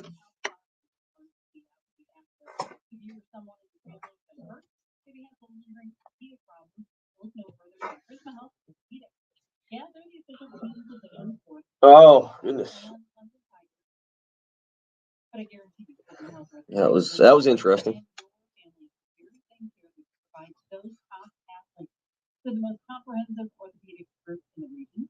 They have 65 specialists in 6 locations, all that to serve you better. They're the region's most trusted orthopedic practice with a deep-rooted history and nearly a century. They have leaders in innovative procedures and something that is so important is they're leaders in teaching the next generation of orthopedic physicians. Sports injuries, strains, sprains, fractures, this can happen at pretty inconvenient times. Well, Prisma Health Orthopedics, they offer a full service walk-in orthopedic urgent care for those issues, as well as helping address those things like chronic joint pain. Prisma Health Orthopedics, plain and simple. They built a foundation for patient-centered care and innovative procedures that result in the best possible services for their patients. Learn more by visiting prismahealth.org/orthopedics. 107.5 The Game traffic from the Shepherd's Glass Traffic Center. Shepherd's Glass, a true reflection of quality. ShepherdsGlass.com. Barrow Road at Park Lane Road, still an injury accident being worked there. Also, Coonsville Road at 21. North Springs Road at North Praise Court, that also have an accident. Car versus Deer incident, 2 different locations. Andrew Corley Road at North Lake Drive in Lexington. Also, Kenny Andrews Road near Lake Murray Boulevard. So, deer are definitely out right now. Also have a disabled vehicle Fish Hatchery Road at Charleston Highway. I-77 southbound at Garners Ferry Road, you'll find an accident there. A couple more to let you know about. Holy Mills Road near Bonning Range Road, Redmond Road at Crystal Springs Drive, and Watts Hill Road at Highway 1. So be careful out there if you would. Really supposed to be pretty decent. Clouds and sun today. Really no rain in the forecast. 70 high today. Overnight low of 40, 80s. And the high tomorrow 72 right now.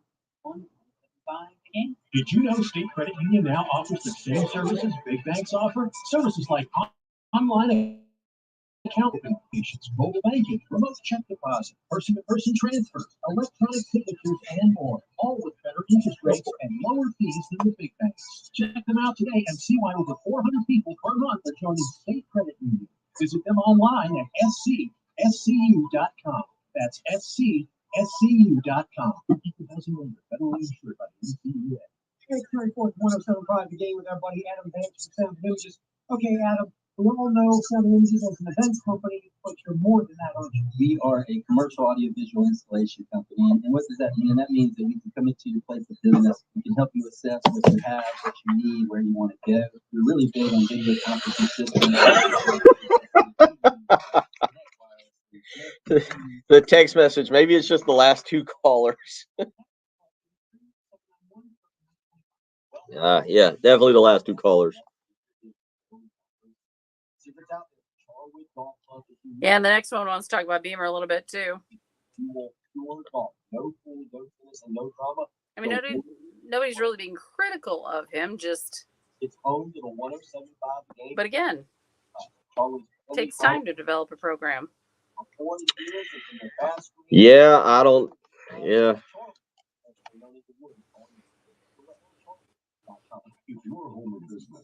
The hurricane went through Puerto Rico? Oh wait, was that Fiona? That was Fiona. Yeah, went past a couple islands and then really, I think, kind of almost did a loop or something and ended up hitting Puerto Rico. Like it gained more strength there.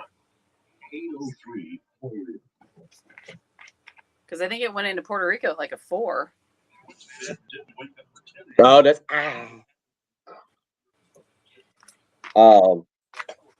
that is right. That thing escalated quickly, and then where did it end up? It didn't make landfall in the U.S. Did it go into the Gulf and dissipate? Did it go hit Mexico? I think so. I thought it went back out. I don't know. I shouldn't say because I don't know. Citizens rioted, fearing their lifespan had been shortened. With time, things calmed down and folks accepted the Gregorian calendar we use today, complete with leap year. I guess they eventually remembered the Bible teaches us to number our days so we can live life with wisdom. This is Stephen Chitty. Remember, life matters. And so do you. Go to CL.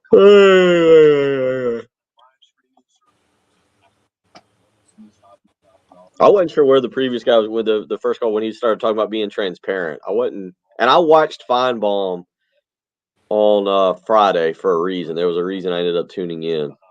Oh. And that was brutal. That was brutal. Sorry, I missed that. It's great to know we have changed people's lives for the better.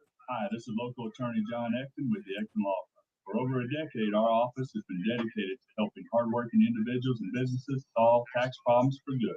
So if you have tax returns or are facing IRS wage levies, bank levies, or tax liens. Let's see here. I need to find Jen's email to me to update. Go to extonlawfirm.com. Jen, I thought that if I typed Jen into the search bar that Jen Jensen would come up like on my email. Instead, it was Jen Aniston. Oh. That's not all bad. Oh.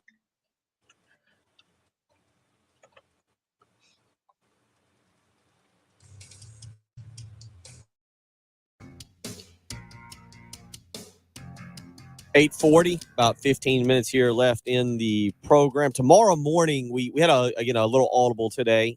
Perry Orth joined us. Jamie Bradford, who usually joins us on Monday from 7 to 8 a.m., will be joining us from 8 to 9. So tomorrow morning will be a pretty busy show. 7 to 8 will be J.C. Sherbert, as he normally is. 8 to 9 will be Jamie Bradford, as those two will join us, and we'll cut more into South Carolina, Kentucky with their perspectives.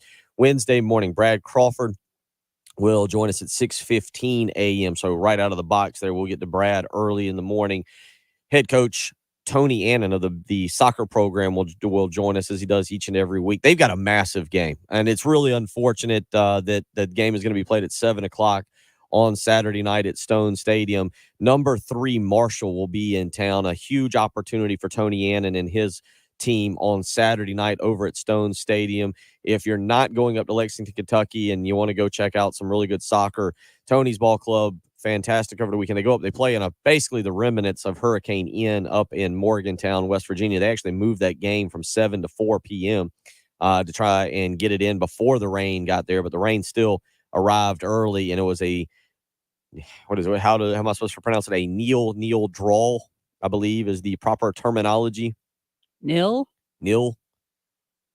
That's what I'm asking. We'll get Tony's answer on that on Wednesday. We'll go to a professional there for help with that. But they get a draw over the weekend, a pretty good outcome for them. Right now, they're fourth in the Sun Belt there in terms of points, getting out of there with a point. So Tony will join us Coach Hannon will join us on Wednesday. And, of course, Wednesday, Heath Klein will stop by for his regular segment from 8 to 8:30. Thursday morning will be our usual lineup. J.C. Sherbert, Brian Edwards, and Kerry Tharp. Patrick Perrett and Chris Deering will be with us on Friday. So we got a busy week. A lot going on here as we carry on through college football season, NFL as well. Back out to the Love Chevy phone lines we go. Adam wants to weigh in this morning. Adam, how you doing? What's on your mind? Hey, Will. Hey. Just a small point.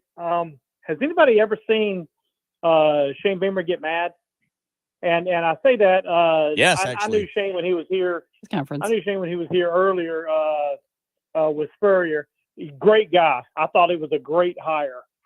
And I'm just curious if anybody's ever seen him get mad at practice. Have you been at practice and seen him, or seen him yelling at anybody on the sidelines? Point being, everybody loves Dabo, and you saw him get mad when a guy made a blindside block this past weekend. Camera zoomed in on him, and he was screaming at the guy. Now, he loves the guy, and the players love him, but I think a head coach needs to get mad sometimes. There was an incident. We didn't talk about it because so much happened in the Georgia game that was negative, and there were two incidents there that involved coaches in the Georgia game that I'm confused about, and I kind of moved on from. One was a Kirby Smart thing, and I never thought to address like what Kirby was doing or why he acted the way he did. But when South Carolina went for it on fourth down, if people remember, Georgia got the stop, and there's Kirby like on the field yelling, and I don't know if he was yelling at his team. It might have just been simple that he was fired up that they got a stop on fourth down. It looked on television. I didn't go to the Georgia. I was not in person at the Georgia game. It looked on television like Kirby was yelling back across the field at Shane and the staff. And so I only say that because then Georgia got the ball back, went and marched right down the field and scored on South Carolina. And they're showing Shane. They're doing kind of a close-up of Shane as Georgia is kicking the extra point. And you can go back and watch this if any of you for some reason have still got the game recorded and it's not on DV, if you haven't, like most of us, you haven't deleted it, but you can go back and it's in the first quarter and there's a close up and you can see Shane, and I cannot repeat what I think he says. But he says something that's not very nice he doesn't say it to a player, and I don't know if this answers Adam's question, but there's something he says that's not very nice. Let's just say that. He makes a comment into the headset, and then if you watch, his hands extend out. He's talking to somebody on the headset. He's talking, and you can clearly see his voice say stop. You can clearly see him say stop, stop, stop, and then the camera cuts away from him. I know that Shane is publicly an extremely positive guy, publicly, as Adam's talking about. I have heard that things are a little bit different in terms of accountability and everything within the locker room. We'll see. I understand where you're going with that. I understand the point of the conversation. But, yeah, go back and catch – the thing with Kirby Smart I didn't figure out either. Like, I don't know if Kirby was just fired up and was – excited for his team. I'm also pretty sure if you watch Kirby's lips, I'm not great at reading lips. That's not me neither. My best ability. I'm also pretty sure Kirby said of words that we are not allowed to use on this program as well. And it comes across. I don't know if anybody knows or saw or remembers back to those two things happening in that game, but they were almost back to back because Georgia got the stop and then South Carolina or Georgia then went down and scored. And Shane's standing there with his arms crossed and he's talking into the headset. And it looks like he says he's not very happy with someone on the headset.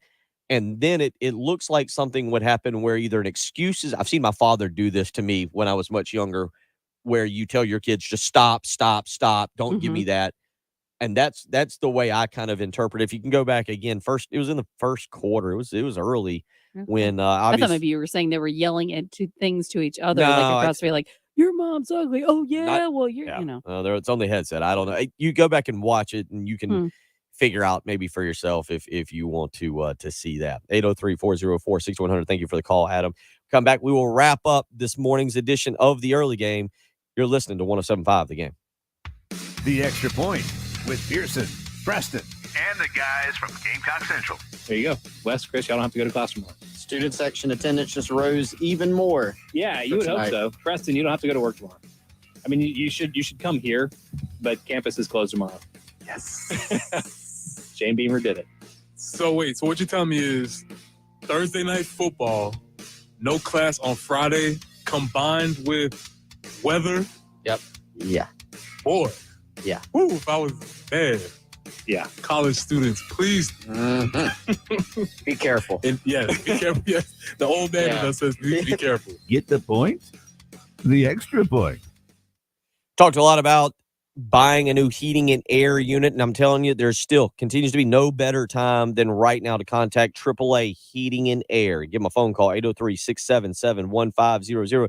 Obviously, buying a new heating and air unit, it can be a little expensive. It could be kind of concerning. It's a lot of money, and you're worried about financing to begin with. Can you get approved? Well, you know what? With AAA Heating and Air, you don't have to worry about that. They are approving financing for everybody, not just those with great credit. And right now, because of government regulation changes to HVAC systems starting in January of 2023, all heating and air units in AAA Heating and Air's warehouse must be sold. So they are working with people on great deals, and you can take advantage of that. You can get yourself a true steal right now by getting a new heating and air unit and upgrading your current system. Call AAA Heating and Air today, 803-677-1500. You just need to tell them Bill Gunner sent you. Not only is guaranteed financing happening with AAA Heating and Air, but it comes with a 15-year parts and labor warranty. So it's not like AAA Heating and Air is just going to put this brand new unit in at your house and then run off, and maybe it works and maybe it doesn't.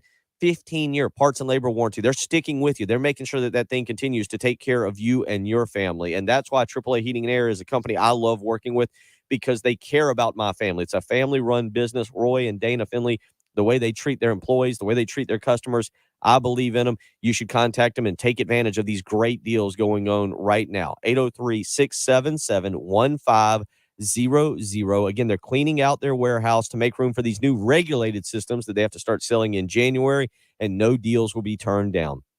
Don't wait any longer. Call AAA Heating and Air, 803-677-1500. Tell them Bill Gunner sent you. 107.5 The Game traffic from the Shepherd's Glass Traffic Center. Shepherd's Glass, a true reflection of quality. shepherdsglass.com.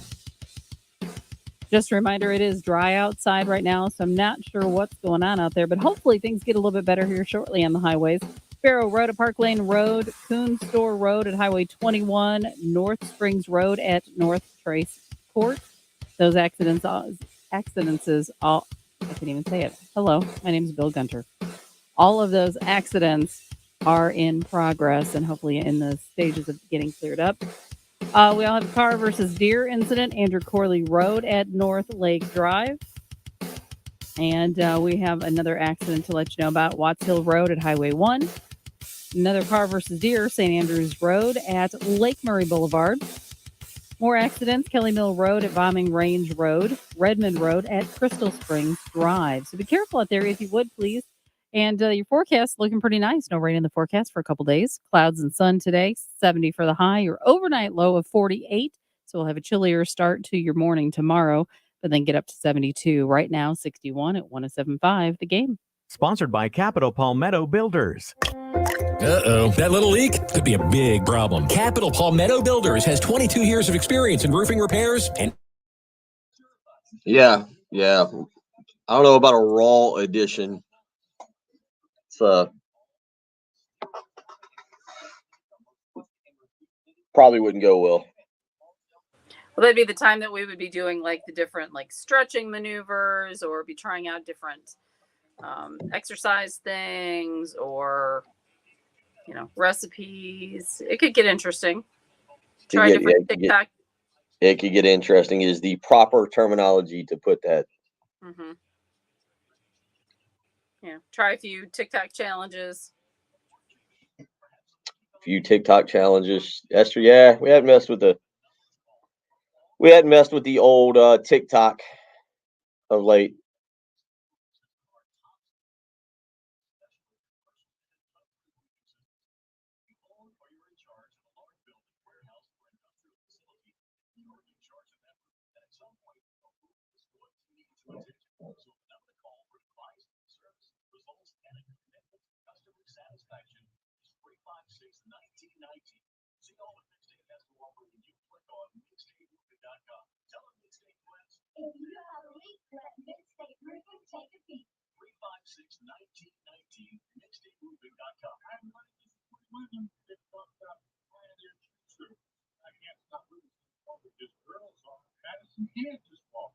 How you doing? Good. I see your trucks everywhere. Your tree service. Tell us some of the people you work. We've been busy with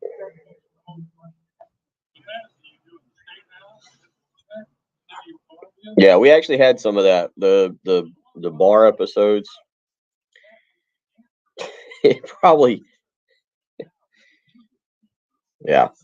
We might have to bring that back at some point here in the next few months. Just kind of like the Manning cast. I don't know if y'all saw the SNL skit on the Manning cast over the weekend. That was actually pretty cute, pretty funny.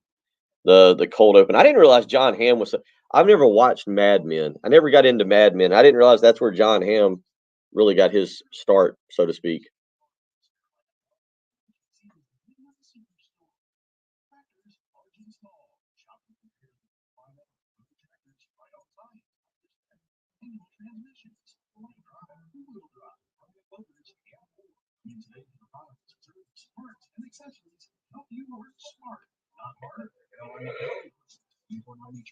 Actually, Jen stays on the phone. Or... Yeah.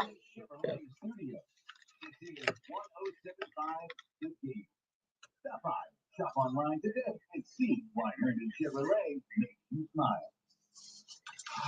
The early game with Bill Gunter and Jen Jensen on your home with the game. 107.5 The Game.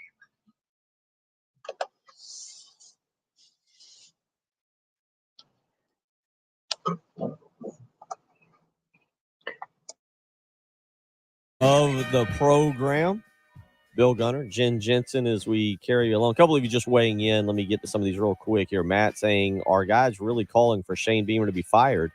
I haven't heard anybody say he should be fired this morning. I think people are just questioning. Look, when you 7-6 last year, 3-2 through this point. Obviously, South Carolina, a double-digit underdog to Kentucky on Saturday night. Everybody has an opinion and is going to share it. That's the fun part of sports talk radio. We don't all have to agree with it, but the bottom line is that at least to this point, and maybe I'm wrong, maybe I've misheard some of you this morning. Maybe that's the problem's more on me, but at least to this point, I haven't heard anybody specifically calling for Shane Beamer's job. Jamie asking, what is the story behind the offensive line coach and health issues? Not real sure on, not really our business, no, the actual health issues, but he has stepped away. Lonnie Teasley has stepped in as the interim offensive line coach there for South Carolina in the absence. So just a couple of things there. Another texter weighing in, Mayfield and the Panthers are awful. Time for Matt Rule to be fired. Yeah, yesterday, a tough one there as well. We'll be back tomorrow. We've got, again, J.C. Sherbert will join us from 7 to 8. Jamie Bradford will join us from 8 to 9. But we leave you today with some advice that's always good, especially for those of you out there planning a marriage or thinking about it. Mike Leach, Jen, do we have that ready? I'm called for. I know you were. Yes, we have it ready. Let's hear what Mike Leach has to say as it pertains to close out the show. To close out the show. Everybody have a great day. Here's Mike Leach giving you some wedding advice if you're thinking about getting married. I know you have strong thoughts on weddings. I'm in the middle of planning one right now. Do you have any advice for me? Who are you marrying? His name is Trevor.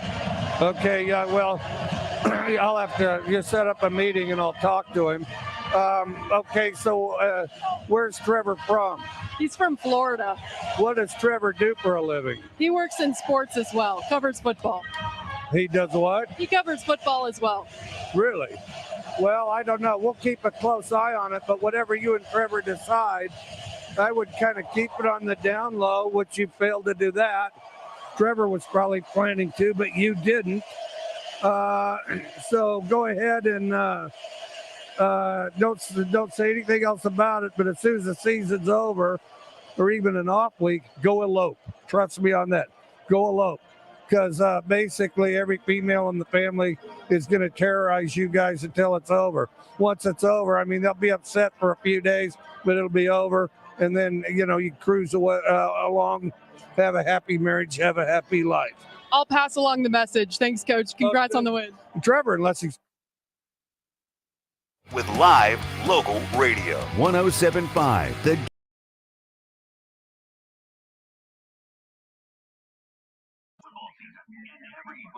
All right, everybody. Have a lovely rest of the day. And we will see y'all tomorrow morning, bright and early. Got busy day. JC and Jamie Bradford. Y'all take care.